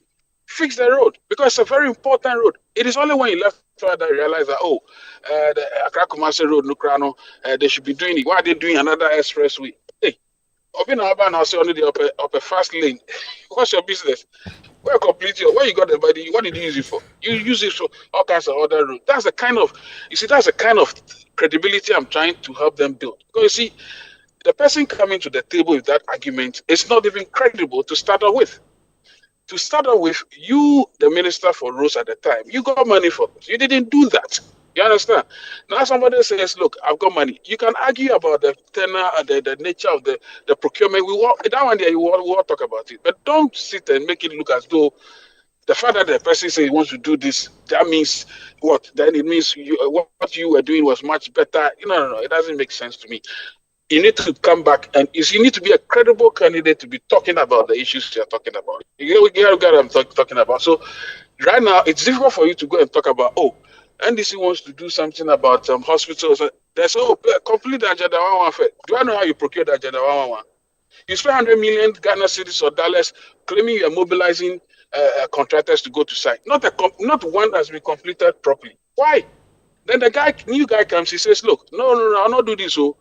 I'll not give you money to go and mobilize. You go and do it, mobilize it, do it, and then I'll pay you. Well, I told you when I went to get funds to lobby for a school a project for my secondary school. That's what I was told. They gave us a project, about 4 of them. I've just seen the publication of the article. How do they call that? The procurement staff. They published this thing a bit in the Daily Graphic. I've just seen that project. I was told that they get fund that, my brother, the days of do you know people who can complete the project? I said I don't need the contractor. I don't want to even get involved with those matters because people will say that this man who brought this contractor, he got 10%. I am not part of that business. I said I don't know. I didn't know why they were asking me. And later I turned out that they said, hey, we want a contractor who can actually deliver the work. Use their own money, a bit of it, do it, then later they come for money. You see where I'm getting to. So what locals do you have to come and be shouting the budget is not credible? The budget, when you got money, you started giving money like Comic Kekena, share the money, come for some, come for project, come for wasted all the money. And somebody says you want to do something different. I can give you many examples. Sure. Thank you. Very well. Okay. Thanks. So, yes, no, I think you spoke last. No, I haven't spoken. No, I want you to speak last on this because you're your people. So, the conduct of the MPs, I mean, it's democracy. I mean, once nothing was destroyed, I mean, they did what they did, shouted, brought placards or things to express their disapproval of what was happening. That should be fair, shouldn't it? No, because the quality of MPs in any given country represents the quality of the country.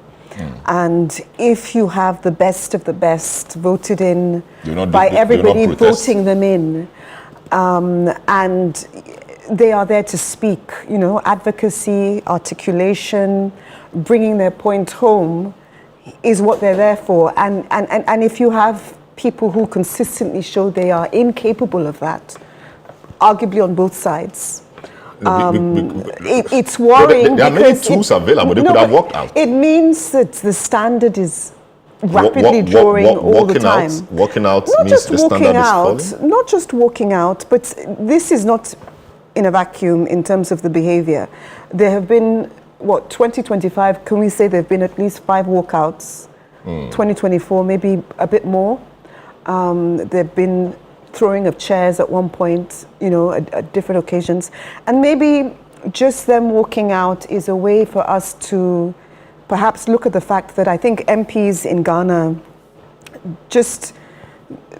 maybe they should just take a crash course on focusing on articulation and getting their points across and not necessarily always having to walk out, but by dealing with the issues. I mean, that's just my take. So your view is that instead of the protest, because like Kwapon said, they might have felt suffocated. Instead of expressing or venting their views this way, as we saw, they should just have sat to discuss the hard issues, which they would have been unnumbered anyway if it came to votes, and nobody would have heard of them. But now they did this, we are discussing them.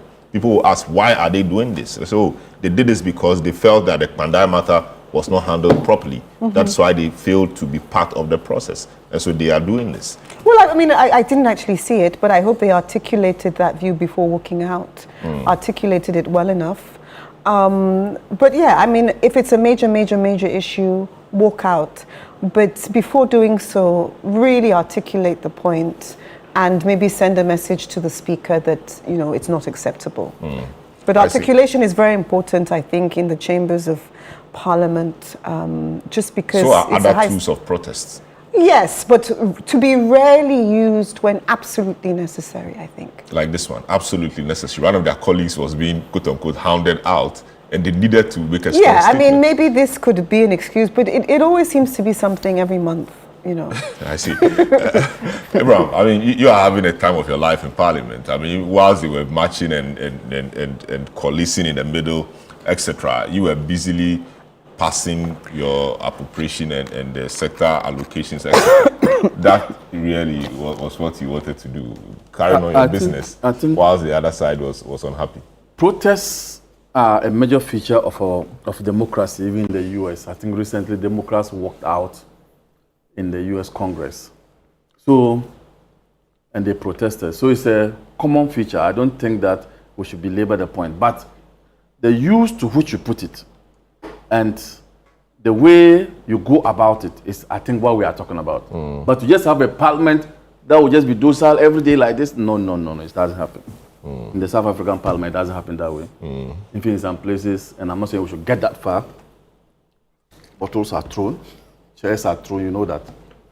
But I am of the view that in this current situation that we find ourselves, the MPP itself has shot itself in the foot. You don't maintain leadership that led you into opposition to be the same leaders in opposition. Really? Yes, you don't do that. You should have, by now, there should have been change of leadership so that they will bring in new, fresh ideas. The way it is, these are leaders who brought you to opposition, and you see every conduct of theirs is like somebody who is peeved. Who is peeved that my position has changed. There's no clear thinking about, and that dovetails into what he's saying. At this point, you need to have a leadership that will endear itself to the greater people of this country so that they can bring you back to power. The MPP has been in this situation before. When those days, J.H. Mensah and Co. were just 64, you remember? Apraku, J.H. Mensah, who were those? Were able to regenerate the party, and they came back to power. Himself and all of Akufo-Addo himself. So I think the challenge has to do with they maintaining the same leadership that brought them. And you notice that all the things they are doing is copycat. Copycat from where? Because MPP, NDC would have, say, protested, and they brought in soldiers, you remember? So let's also protest in that same fashion and see whether they'll bring soldiers. And then we'll say that, So the new ideas are lacking in the MPP front bench. And also, the show of disrespect to the speaker that day is a matter of great concern. Because of the noise, you notice that when they made their presentations, they moved their motion and all those things about Nyindam's case, the speaker said that, I couldn't hear all that was going on because your noise drowned the submissions. Can you give me time to make resort to the Hansard and then rule on it? You remember something like that? They said, no, you must rule on it before we move. But that is difficult for the speaker to do because his explanation was on solid grounds. There was actually noise. And so if you are now protesting and you are not even protesting because of Nyindam again, now you are saying that they should stop. What were they doing? The appropriation. Appropriation. They should stop the appropriation until Nyindam's matter is dealt with. That is too much. So these are what I'm talking about because there are no fresh ideas coming from the bench, and that's why it's happening. But as for protests are allowed. Very well. And it is part of the democratic process. Very well. Honorable Mensah, people think that the people you represent, your people in Parliament represent, did not get value for money. They did not get value for their votes on that day, because on such a critical day, instead of them to argue why they think this appropriation or this allocation should not go, etc., they were busily doing other things which were tangential to the purpose of the day. What do you say? I'm not so sure that it will be a correct representation of the issues. Indeed, I followed proceedings on the day.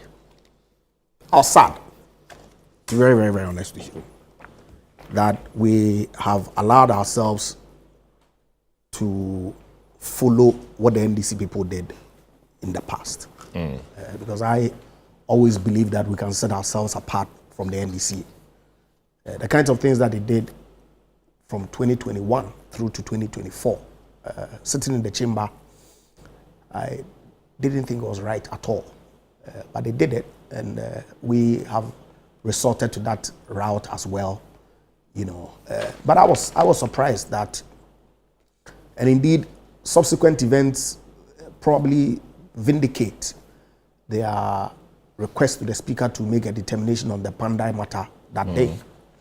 Because you realize the very next day, Electoral Commission issued the statement indicating that the by-election was going to be held on the 30th of December. So, question is, was it an orchestration to make sure that the Speaker did not deliver the ruling on the day? Because it's a very simple matter. Because the Speaker could have ruled. Absolutely. No, I mean, what I mean is he could have ruled for the NDC side. Well, and that would have happened. He would have departed from his own ruling of 27th November. But he used May, and he could have found it. No, but the rules are clear. We've read CI 19, Rule 27, Sub Rule 2. It's very clear that he couldn't have departed from those provisions. You know, and so really, but I really didn't think that it was the right thing for us to do, except that I believe that under the circumstances, they were left with no option than to be a little bit distracted. But would that, which I think we should move away from. Will you put that down to leadership? Like he said, maybe you will not agree with him entirely, but will you put that down to leadership? Maybe coherent leadership, fresh ideas. So I was going to address the issue that Franklin raised. I think we'll have a very solid leadership in Parliament. Afeni Markin and his team are doing well. I do not think that the budget debate was discordant at all. It's usually done on a sector-by-sector basis.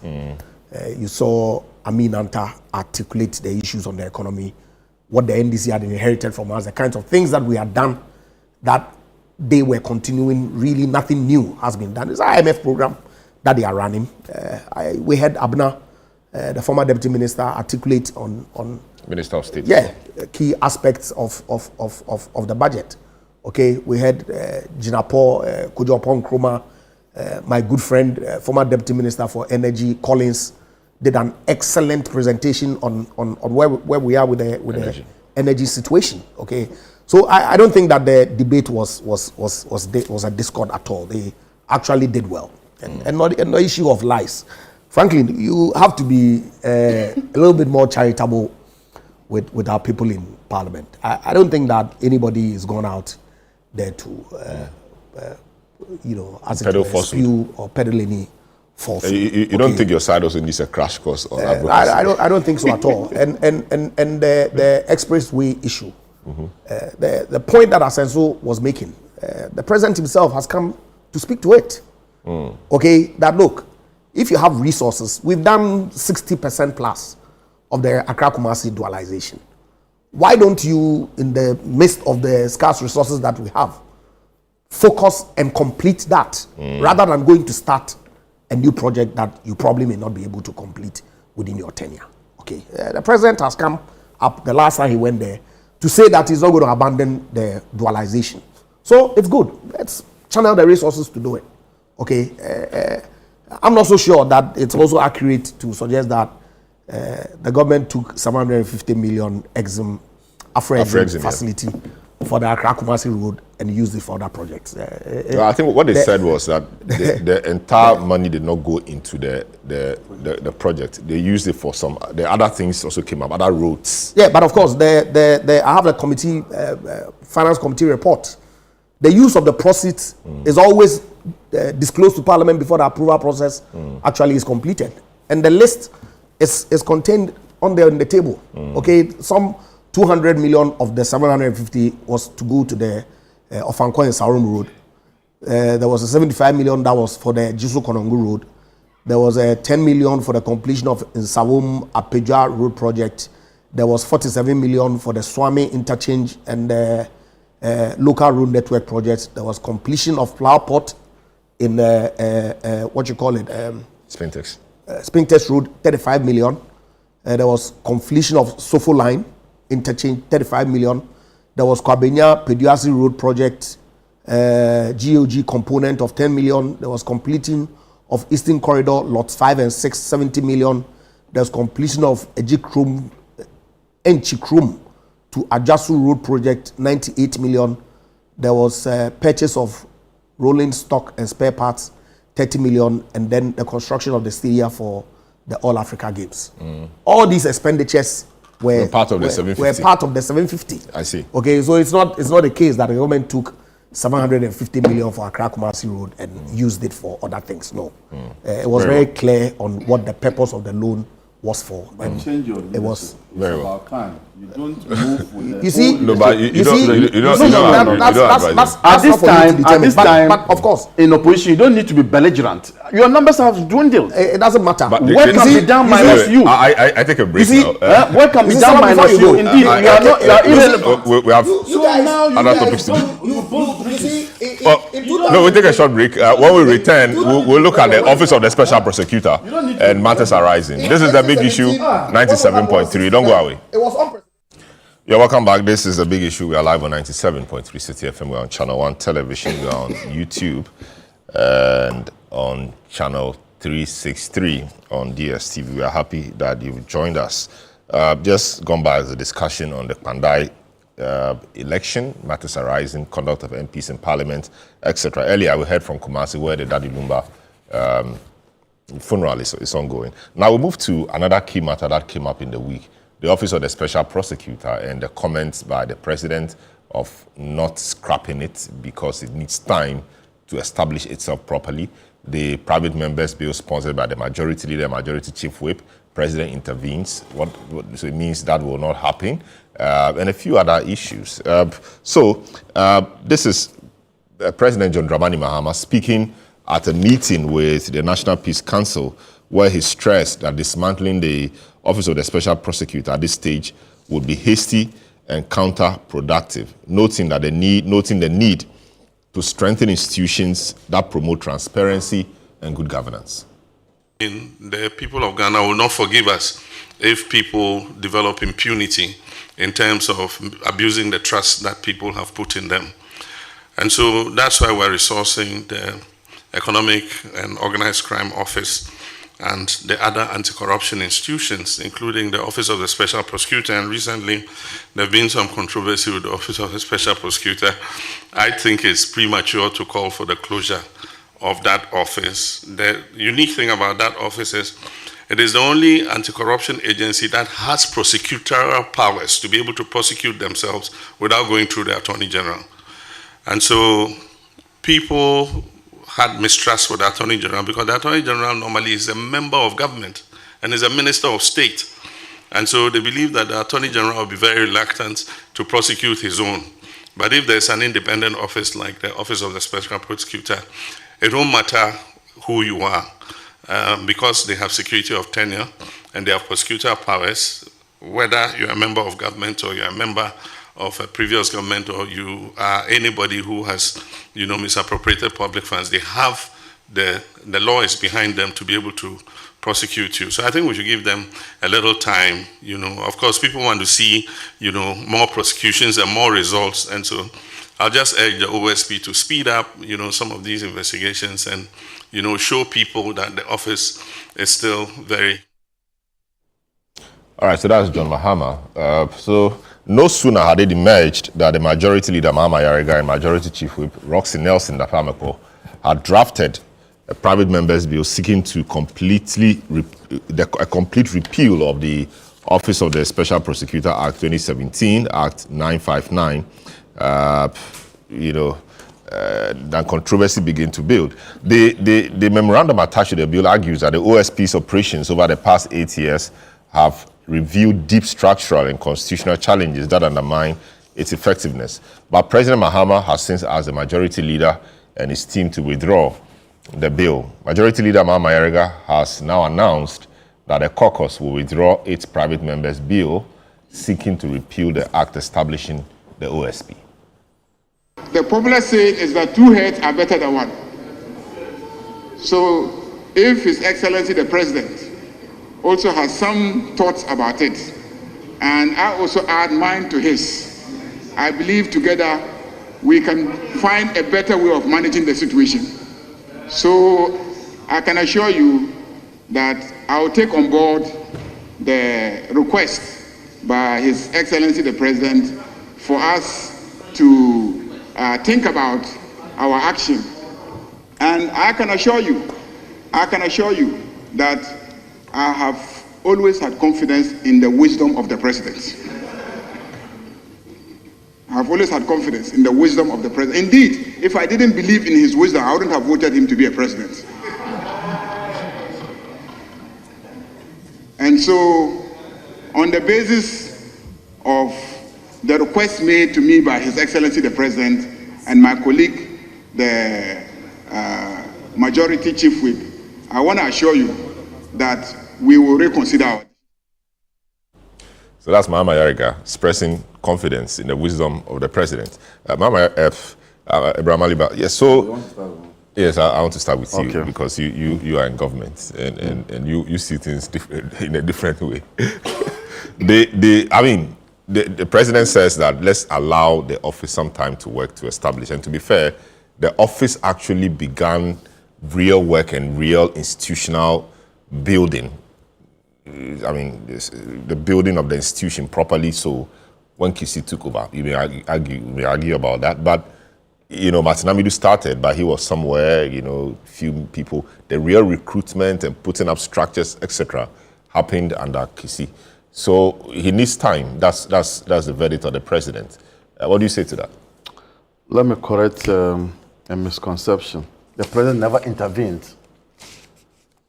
Choice of words do matter in these debates. When you say the President intervened, what the President did was to request, and I went to Google and I sought to find out is there a difference between intervention and request, and it was clear that the two are not the same. As in how? Intervene is different from request, and they are not the same. Request cannot be an intervention. No. So okay, you can also Google. No problem. So yes, just go ahead. Now, leadership in a mass political party are at various stages. Leadership. So we have parliamentary caucus, we have caucus of chairmen, we have caucus of regional caucuses, and when they meet, they don't necessarily resort to the topmost. They don't need permission of the top before they meet. So I've heard people say that can't this be discussed at another forum? That doesn't stop that other forum to discuss it, but because this was a parliamentary issue, the parliamentarians took a decision led by their leader to do what they did. So there's no controversy here at all. Why is it that that matter was not bounced off with the President before? No. And I'm saying that... The matter as in the repeal, the private members... Exactly, because leadership of a mass political party like ANC, Chama Pinduzi party, those mass, but not the one-man party, the thing we are talking about. Mass political party, they are different levels. And when they are meeting, they don't say that, let's ask the President, should we meet before we talk? They don't do that. No, but if the outcome of their meeting... So now the outcome is so important that it will affect the top. Exactly. So the now... top ought to be aware. Exactly. So now that the outcome does not sit well with the man at the top, he requested them to back down. And you heard what the majority leader said, that he has confidence in the wisdom of the President. So for me, there's nothing wrong at all. and I have debunked the notion that it was an intervention. An intervention would be, and since when has people in the same political party having conversations become intervention? Mahama Yarga should not talk to the president again. The president should not call Mahama Yarga again. Me sitting here, the president has called me before.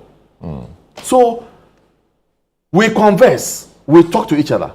It would have been different if a matter was before Parliament and they were taken through parliamentary proceedings, and then he rise to Mr. Speaker, Speaker, stop what is happening. Then for me, the argument of intervening, or is that not it, will be placed well. But for this one, we converse with each other. And I can tell you, this could have been done even without writing to Ayarga publicly. It could have been done quietly. That's a concern. Why couldn't it have been a conversation? Why did it have to be in writing? You are talking about President Mahama, who believes in good governance, who believes in transparency, who believes in the fact that governance is something that the people must see it happening. So it could have been done in that way by just calling Mahama Yarga quietly and then he goes to withdraw it, or this way that he has done. Me, when you talk about intervention, it is when you have a president who will call an attorney general and say that, jail this minister because I don't like him. That for me is a kind of things I would say is an intervention. But not matters like people having conversation and all of a sudden I hear people say that President Mahama has intervened. Look, I know what they are about. The NPP has never believed that it was possible to rule a country for close to 1 year without a scandal. Now, the NPP is looking for a twin. You have a twin sitting by you. I know, that's why. The NPP is looking for a twin in the NDC. And so, most of the time, they will want to, you see, what happened with the Okujeto's air flight about Akufo-Addo, and then you saw what that man did, the MP for Asin South did. There's copycat. They're just looking for similar things. You know, they want President Mahama to allow this to happen. Then they'll have something to say in Parliament and say, but it's the man who said he was fighting corruption, yet he's the first president who has come to collapse an anti-graft institution. So for them, when they are talking, it's not about the good of the country. They are just looking out for a twin. And that is what... And Mahama Yarga didn't see that. Mahama Yarga didn't see it. I mean, so the point really is that... I even have a problem with Mahama Yarga. I said it on the program. You shouldn't be the one championing this because you were hauled to the Special Prosecutor. So they would think that... But he's had arguments against even the setup of the office long before. Yes, but now, after the inception of the office, you were one of the political guys. And don't forget that this was a political decision taken by the Akufo-Addo administration to get at the MPP appointees, NDC appointees at the time. Who? The formation of that institution. No, but I think it's a political decision that we needed somebody who would deal with even graft when the party is in power. And you think that the first OSP they chose? Atinamidu had national appeal. I'm asking you, the first OSP they chose because he had disagreement with the NDC, they thought they could use him to do their bidding. But they didn't know the man has mind is no, at the time he was the man of the moment. He was a citizen vigilante. You know? So when the tables stand and he was after their own, did they stand him? No, so, he resigned. They couldn't stand him. No, but he resigned. They didn't sack him. He chose to resign. Yeah, so it is. He couldn't stand. But he also heard about the intervention. Those were interventions. Those are the type of interventions. Those were interventions. Those not requests. Yes. When you say don't investigate this person. When you say allow this person to Ken Oforeta to. Why was Ken Oforeta in his house in the morning? No, but people visit people. Oh, how? When you have a matter, you are a several matter of investigation. So I see. I think that it's So much ado your about point is nothing. that the office should remain? Oh, my point about the office is that if we realign that office, it can play its role. Realign means what? Realignment here means I'm the believer of those who say that let's hive off the Minister of The Justice prosecutorial part. from the Attorney General. Minister of Justice will just do administrative matters. He's a minister. Then the Attorney General will be a chief prosecutor. He's not appointed by the president. Then that office can come under the Attorney General, who is not appointed by the president. That is my prescription. I see. What do you think? I mean, the president said the office needs time. All these private members bill and all of those, and the manner it was carried out. Well, I mean, it's just a subtle point, but I don't think the majority leader and the majority chief whip would have introduced this private members bill without first Talking to people. and The president. and perhaps even talking to the president, because it is a major shift. It is rooted in, public perception and everything else. So you can't do this without, one would imagine, the president. So for me, and this is going to be a bit of a strange comment to make, but I think the president appears sensitive to the perception of institutional capture. In terms of, first the removal of the CJ, then all these petitions for the EC chair, and then all of a sudden petitions for the SP, and then all of a sudden this, within a year, it sort of optics-wise, resetting. Yes, it's a reset, but optics-wise, is it too much, too soon, and does it mean the overhaul is to rather reposition internal party members, etc.? For instance, when we're talking about the Office of the Special Prosecutor, we cannot forget that this was a seriously underfunded office prior to 2024, 2025. 2024, however, the budget allocated them between $11.9 million to $12.4 million. That figure was repeated again in 2025. So they've become almost a slightly more powerful body, because with that money you can not only do more, but with the repeal bill, if you study what the repeal bill said, it would have allowed for the transfer of assets, records and state funds to the Attorney General's department. So one wonders whether, apart from the politics of it all, the fact that the OSP is finally gaining wings, because Amidou was a great head. He was a fantastic head. I've even worked under him under Attorney General's department when he was Attorney General at the time, and someone who reads very deeply and is a vigilante. But he couldn't do anything in that office because he had no money. He was being frustrated, etc. And so this new OSP, there were talks about... Frustrated by who? Well, frustrated in terms of if you're sitting in an office with absolutely no money and you're supposed to strengthen that office, etc., it's going to be a problem. You know what I mean? But anyway, it wouldn't have worked in terms of this private members bill, even if they passed it, because if they had folded the OSP back into the Attorney General's department, you create the very conflict of interest problem the OSP was designed to solve. And white-collar crime isn't quick arrest, quick trial. It's documents, digital trails, asset tracing, mutual legal assistance, and complex proof. And the current OSP is not only a private practitioner beforehand, but an academic, so at least he reads. And, scrapping the OSP would be like shutting down a court because the first few cases took too long. It had to take too long because the OSP was sitting there with no money, no structure, no, ability to bite per se. And now that they are finally starting to move, is not now that is the time you abandon them, particularly because they were set up for this very reason, that with fraud and crime and investigating both members of major parties, you can't have that sitting in the Attorney General's department. You would have to have it separately. But the point is certainly great. The majority leader and his chief whip taking such a bold step without speaking to the president about it, when the consequence of that was going to be directly on the president, that was pretty bold.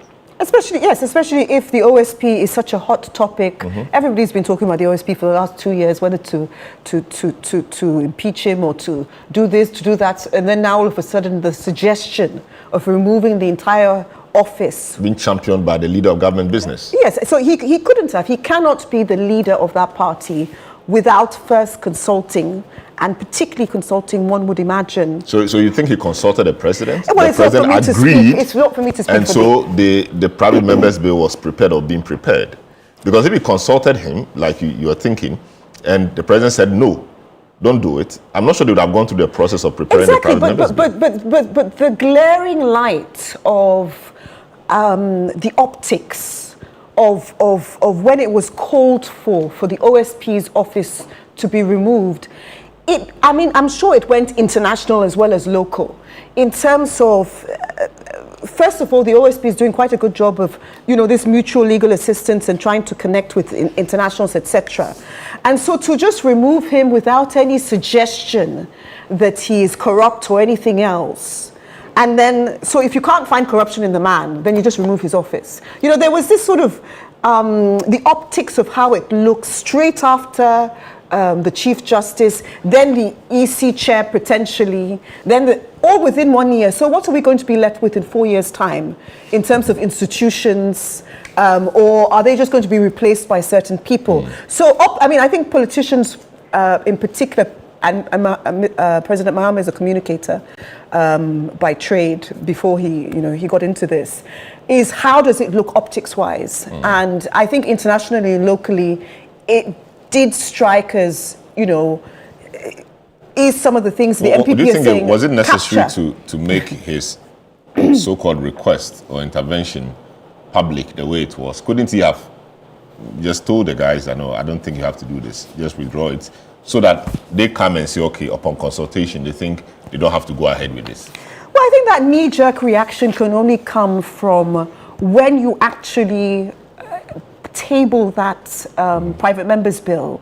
What is the ripple effect, when you consult? I mean, these MPs, or government leaders, they consult internationally and locally. And the ripple effect is there was this subtle feeling of, okay, so if the man is not corrupt, and the whole purpose of his office was so that he's independent of the AG, who is, one could say a member of one party, then you're just getting rid of the office because of what? And then for me, maybe I'm a bit cynical as a lawyer, but you've got 11.2 million assets or money coming in 2024, 2025, repeated figures, and all of a sudden that is just going to be absorbed by the AG's office, who has never really said, and I've worked for the AG's office, but we don't, the most specialist we got was the international department, which was reset during, it was reset during the time that I was there.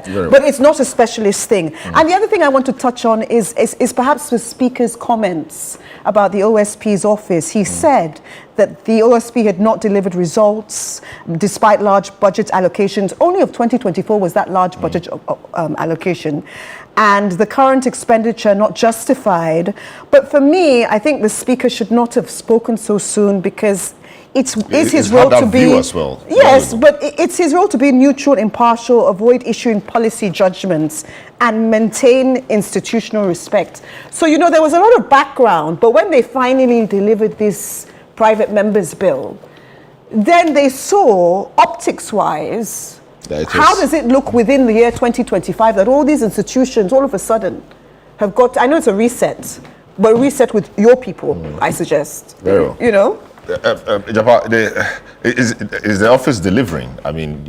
Is it performing satisfactorily to you? Someone posed a question the other time as to whether the other accountability institutions who have been around longer are delivering.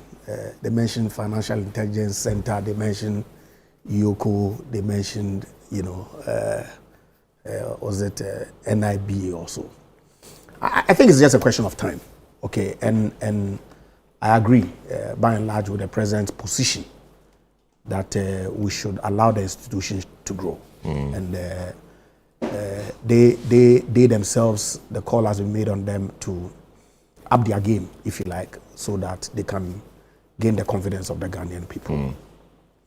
I was really surprised about the position that the majority leader and my good friend Roxanne Dafiamapo took.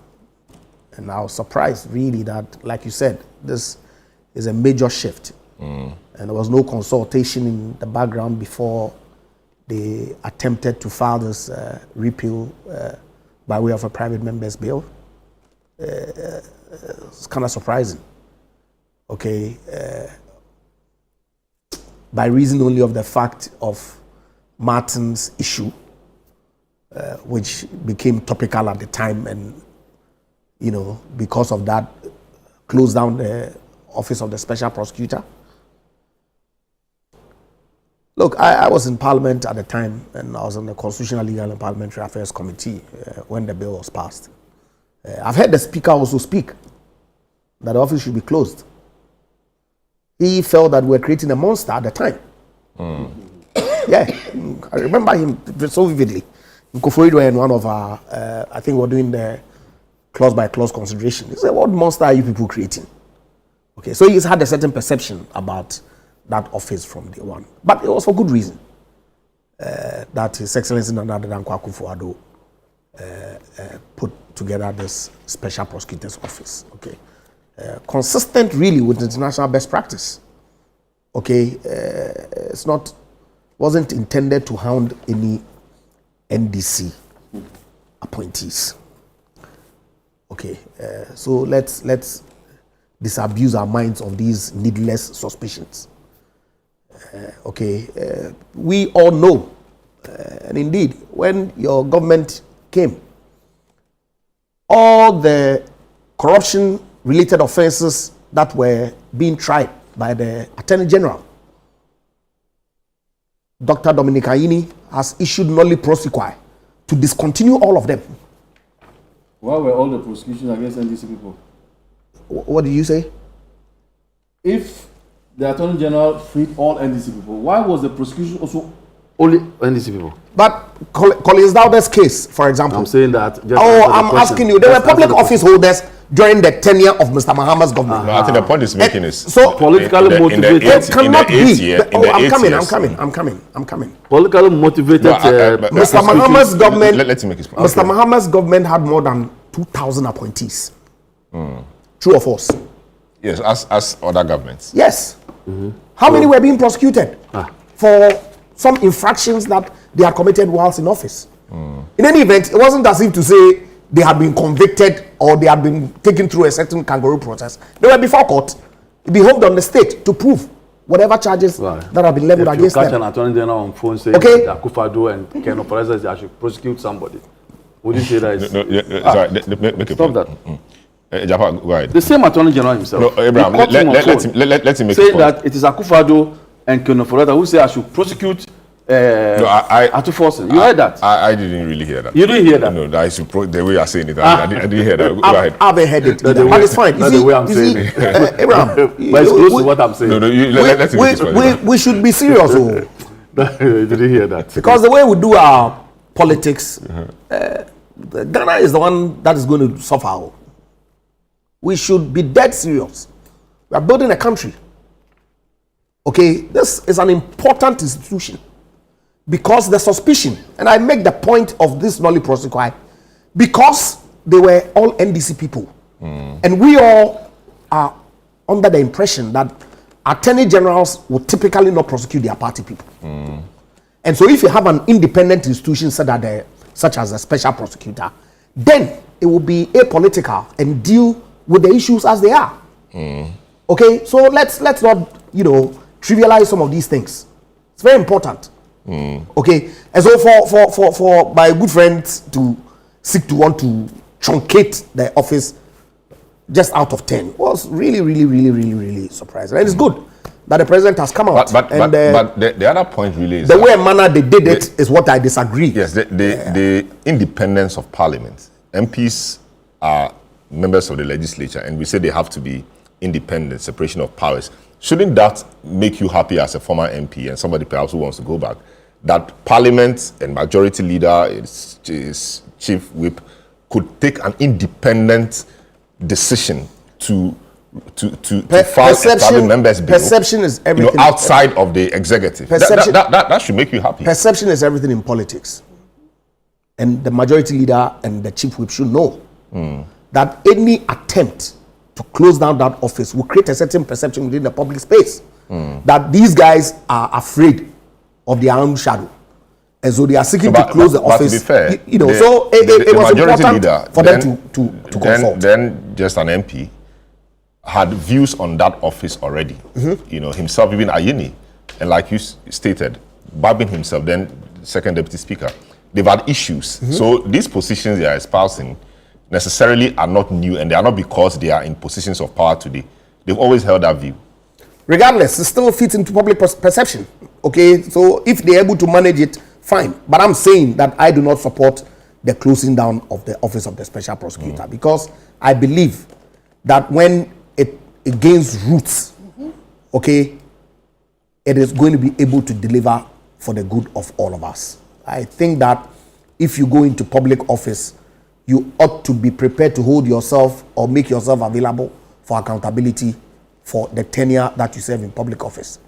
If you commit any infractions, the state institutions ought to be able to have the ability and capability to deal with you. Okay, and so to that extent, I think corruption is creating a huge dent in our development agenda, and we all ought to, as one people, fight it. And this institution would go a long way in helping us achieve that.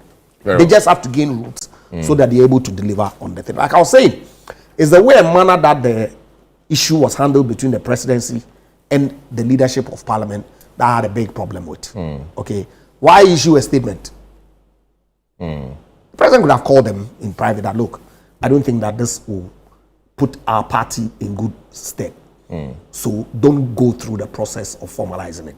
Because I'm told that they hadn't even tabled it, yes, I heard it was an intent. Yes, they had drafted something that got out into the public space. Okay, so they could easily have, taken it out without proceeding to as it were, formalize it. He says that we are waiting for a scandal and that there's been no scandal throughout the year. Is that what you're saying? Yeah. So you didn't know that. Make it make sense to me. You could govern this way without a scandal. It makes sense to me how a lessor or a lessee who has agreed to a 10% royalty, okay, government turns around to say that no, don't give me 10, give me 5. Make it make sense to me. Lithium. That's a major scandal. But that hasn't it hasn't passed. What hasn't passed? What hasn't passed? It's been withdrawn, right? But why are they withdrawn? They've withdrawn it under pressure. Which pressure? For maybe more So I'm saying make it make sense to me how the government can even table that before the House of Parliament. But how can that be a scandal? You think it's not? Government has lost what? Say it again. The state has lost that you potentially saying that to deprive the people of Ghana of $630 million. What have we lost? Tell me. What have we lost? Or you don't know what a scandal is? Interesting. Yeah, see. What have we lost? What did you lose? What did you lose in Ejapa? Ejapa. What did you lose? You gave money to people who did preparatory work. When you passed the law, the Minerals Income Investment Fund Act, Ejapa, you gave money to people. You did not intend for preparatory work to be done. I'm saying that. Why? The Ewoya transaction was not negotiated. I'm drifting away from the People did not negotiate. People did not do preparatory work to bring the transaction to Parliament for approval. So that's why people did not. You see. That's why you lost. You see. That's why we lost. You were mentioning. Let me talk to But Ejapa, the one that you were mentioning it. Dr. Kwapong, you were mentioning Ejapa. You see, of course, Dr. Kwapong, yes, on the matter of the OSP and the majority leader issue, the scrapping the office and all, I know CDD has a position. We've spoken to Kojo Asante and a few others in your space, and they think the same way the president thinks, that the office is new, the office is now gaining ground, scrapping it to be premature, and so it should be allowed to work. But talk to me about that whole thing vis-a-vis the position of the majority leadership. It could be private members, the majority leadership, and the request or intervention. Amaliba says I should use intervention, I should use request of the president to get them to back down on that. Is that not parliamentary independence, or you think it's just a request, or you think the whole process was not handled well? Well, you know, that is why it was framed as a request. I remember sharing it on my WhatsApp status, and a friend says, why should the president be interfering with the work of parliament? And I said, that is why he's politely asking for a reconsideration. And my point really was that, yes, parliament is its own independent institution. The majority leader, the chief whip, are perfectly within their rights to propose what they wanted to propose as a parliamentary matter. But I also don't think that if you put it within the context of executive-legislature relationship, that it is untoward or it is improper for a president to also make a certain request, to his, the majority leader of his party in parliament. I know there's been some conversations as to whether he could have just done this privately as to issuing a public statement. But the thing about, for me, where I agree with the president's approach in making a public statement is that the optics and the perception in public spaces, for me, made it very necessary for him to have that public piece to something that he could have asked privately of two senior members of his party in parliament. We've set up an office of special prosecutor, with the kind of independence that we often argued an attorney general didn't have, and therefore was the cure to some of the limitations an AG would face in dealing with matters of corruption and corruption-related offenses. And so when you lead the charge, even if you've always had reservations about creating such an institution, when you lead the charge, it creates a certain kind of perception in the minds, of the public. And for President Mahama, whom I believe wants to use a second, presidency, at the end of which he wants to leave, a legacy, doesn't want to be seen as, the president who, supervised or whose time resulted in the, dismantling of the office of the special prosecutor. Think about what that would do to, his commitment to the fight against corruption, the kinds of conversations that would re-emerge, in public spaces. So for me, it was important that he took that public, approach. And again, as you've said, our position, at CDD, Dr. Asante and the rest is give the office time, for it to grow and strengthen. Because again, I'm yet to be convinced that the very institution, which is the Attorney General's office that we said always had these limitations and therefore made it necessary that we have an independent office of a special prosecutor, is the same office that we are reverting to say, let's strengthen it to do these things.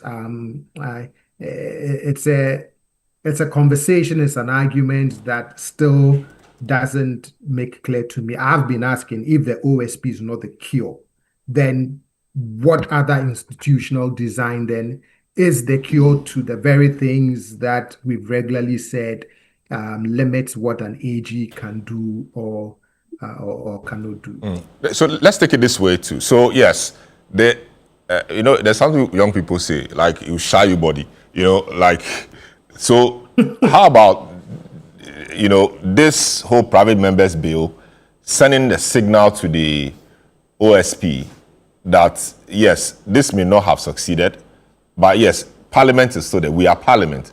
If we don't find your job satisfactory enough in the near future, we still have the power to do what we have to do by scrapping it. So better focus on your job of fighting corruption. How about that signal? Wouldn't that signal be the positive to take away from, this whole thing we have seen play out this week? Correct. And even if you look at some of the conversations in public spaces, you can also see that there is a certain amount of frustration with the office itself. But one of the things that we have to keep in mind is, I know that when you think of fighting corruption, the basic metric that your everyday citizen would want to measure that by is, are we seeing people going to jail for alleged corruption offenses?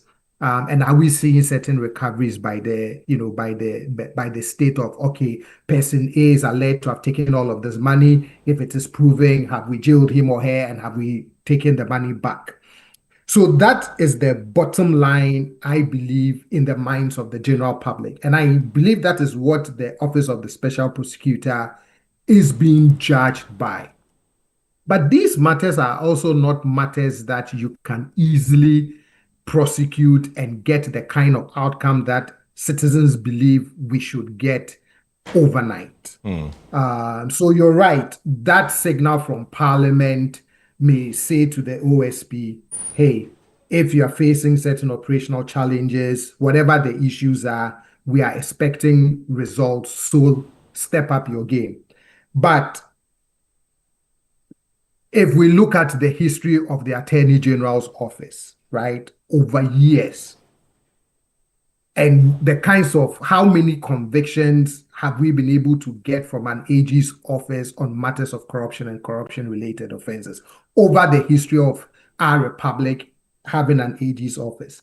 And then you cannot then sort of feel this impatience with the OSP, which is still trying to, grow and strengthen over just a period of 7 years, and throw your arms up and say, well, we don't think it's working, and therefore let's just scrap it. I think we need to give it time to grow. It doesn't mean that the OSP as an institution should not also work on whatever challenges they are facing to improve its operations and deliver, because there are expectations of certain deliverables in the minds of citizens. Very well.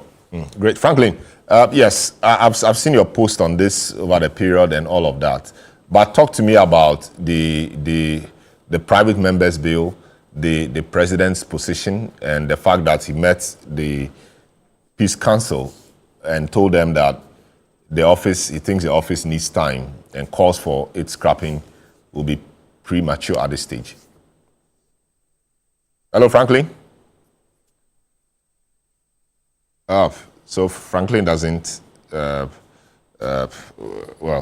okay, all right. So I think Franklin is not on. So we make progress in respect of that. So yes, I come to you on this. What would be your final point on this? You think the office should be left to work?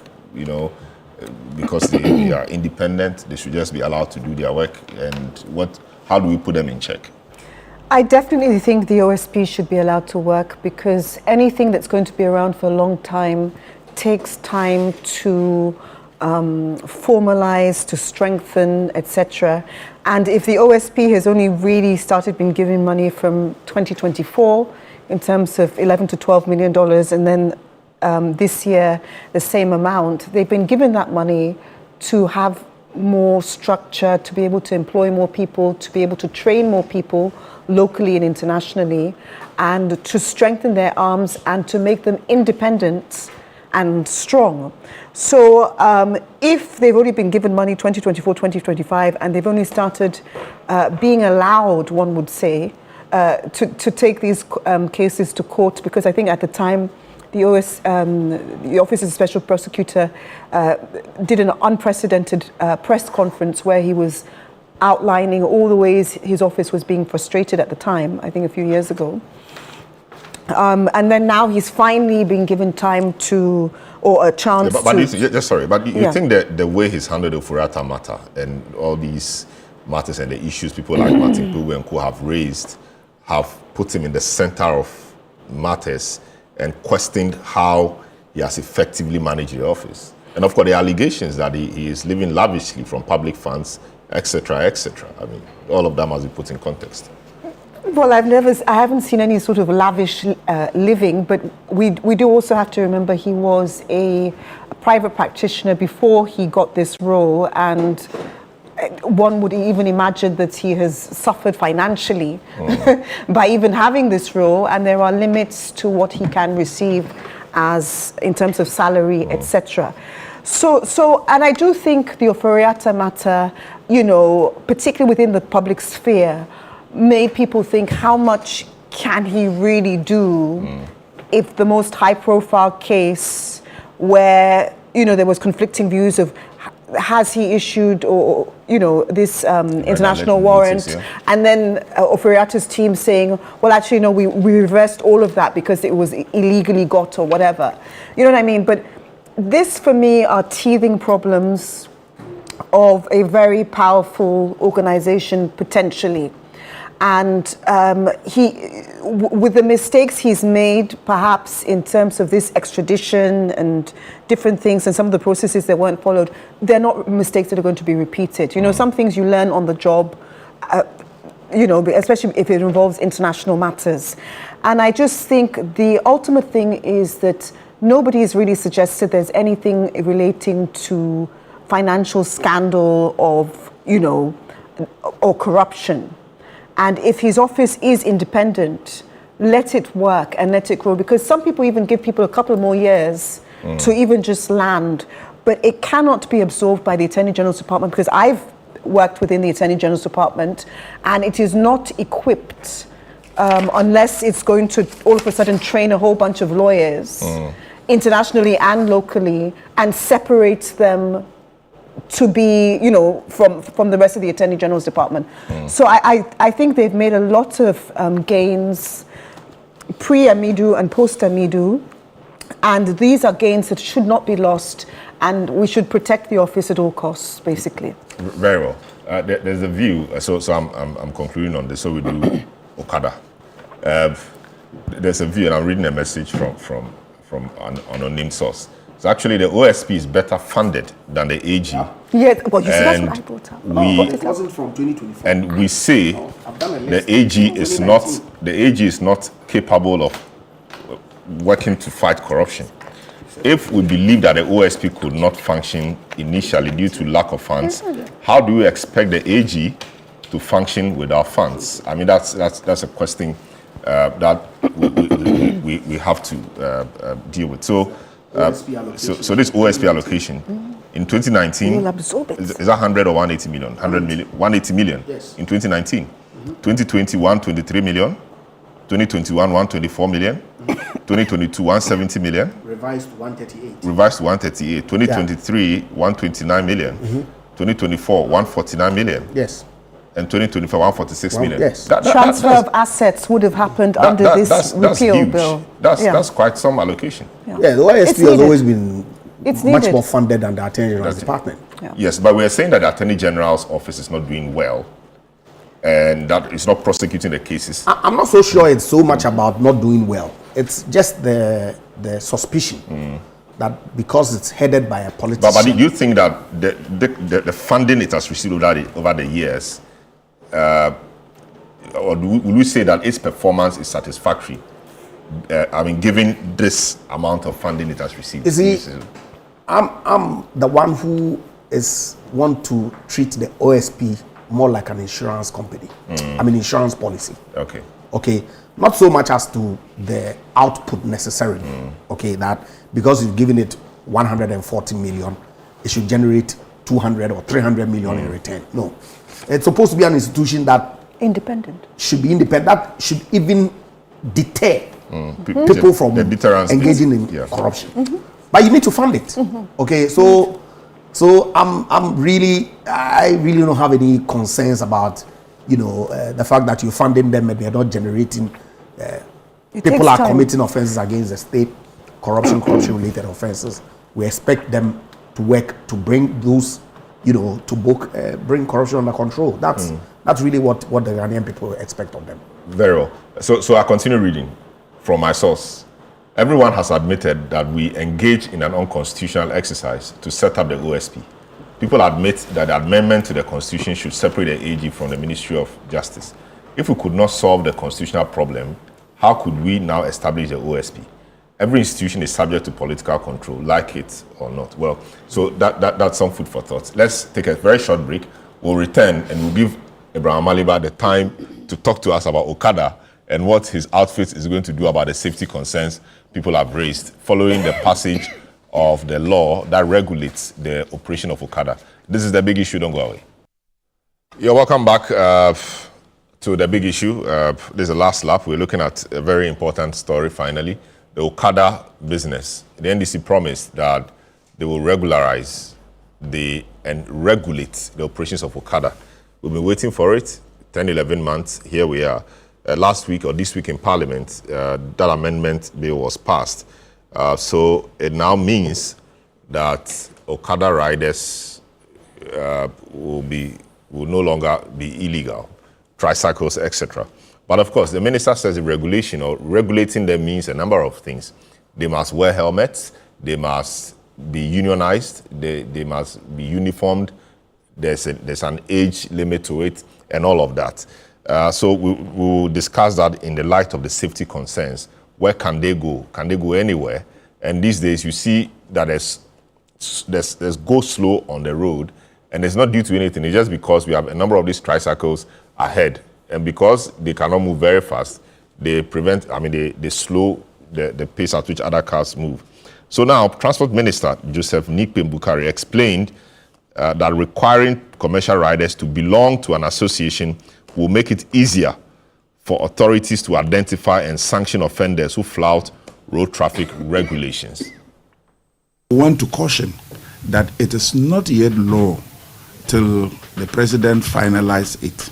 We also want to state that in the bill, it has a lot of procedures you have to follow, especially the motor riders who are going to get the opportunity to be engaged in this commercial business. You have to register as a commercial motor rider that will do commercial business. And you have to belong to a union. You also have to have the standard that DVLA will set for you in terms of your protective gear, the helmet, the kind of motorbike you have to use. And so there are processes that we have to go through before they can engage. So for now, we have to still be patient and allow all processes to be conducted to the full, and then we can now take advantage of getting some job opportunities in the transport sector. As to the accident rate of the motor riders, and I believe that because there was not any legal framework binding the activities. For instance, any of them that got to a traffic light that was red, they will not stop because the police will get them at the traffic light because they were engaging in an illegality. So they were always trying to run away from the law enforcement, or they were always trying to dodge the police when they are in traffic. So they were doing their things in a fast manner that created most of these accidents. And again, I stated that in the bill, we have a lot of strict punishment in it for such people. And so it is creating job opportunity for you. You have to also work to live long to take advantage of that opportunity. And so now that we are going to have a legal framework to control the activities of those riders, it is our belief that it will bring discipline, it will bring sanity, and we will have a more respected Okada business in our country. It is again noticed that because they did not have any union, any motorbike that is involved in any accident or any activity, bad activity on the roads, they run away and you can't even trace them. So even their number plates, their associations will be able to fight them out should you commit into any offenses on our roads. So that's Bukari Nikpe Joseph, the Minister for Transport. Now, Mr. Amaliba, this is your forte. What safety measures are we putting in place to ensure that this regularization of the activities of tricycle operators will not exacerbate the already poor safety situation we have on our roads, where close to about 2,000 people lose their lives every year owing to various factors? So let me start by saying that the amendments to the Act is a major milestone to the development of the transport sector in Ghana. Okada has come to stay, whether you like it or not. In fact, the reason why it has stayed this long is that we couldn't pass a law to ban it. The more we ban it, the more they were patronized. Because they filled, it's not about enforcement. They filled a major gap, which was not filled by the official regular stations. In some communities, you go, as you travel in the nooks and crannies of this country, you get to a place, and it's only a motorbike that will send you into the hamlet. I'm not even talking about Accra, but let's go back to the village. So, the best is what we have done. Because they were illegal, institutions such as ours couldn't approach them to give them road safety education, road safety sensitization, you know? And they were not also regulated in terms of even identifying them. Anybody who had a motorbike could just also go in. But now, the motorbike will be identified, it's identifiable. Some of the things the minister said, we'll give them gear, protective gear, as they are plying their trade. Who will give them the gear? The state? No, they will. It's a standardization. Okay. So, National Road Safety, Standards Authority, DVLA, together have put up guidelines for standardization. So, for instance, your helmet. Some of the helmets we use today kill you faster than if you didn't even wear it. Wow. Because it is a what do they call it? Shabbishly, no, that's not a word. A less effective helmet against shocks or things like that. Yes, because this is a fake one. Let me say, when you fall, that one pierces your head. It even kills you. So you are better off not even having such a helmet. Now we have standardization. The helmet that they will put on is EU certified and African Union certified. That's the standard. Now, he has said some of them. We will now begin to meet the groupings where an individual cannot operate Okada any longer. You must belong to an association. You must belong to a cooperative. There are leadership in there. So every cooperative has got its leadership. They will have road safety educators attached to them. So National Road Safety will give you somebody to be your road safety educator or to provide you with the road safety This education. will be paid by the road safety? The state, yeah. Okay. Yeah. So now it also places a responsibility on them, because now when you are arrested for flouting the laws, the MTTD would enforce punishment. Road safety, that's education, and then MTTD does the enforcement. It is now easy to fish you out, like the minister said, because we will trace you to your union. There's also going to be a radius. We are not going to allow somebody to stand from Kaswa, drive all the way to Tema. You must operate within, because it's even a risk driving that long distance on the motorway to Tema. So if I'm in Kaswa and I want to take an Okada, I can't. You can't. Charter the You Okada, can't Okada to Tema. cross. No. So they have to put me somewhere. Then I take another one. In fact, when you get there, you can pick a car and go whichever you want. But it is a health risk.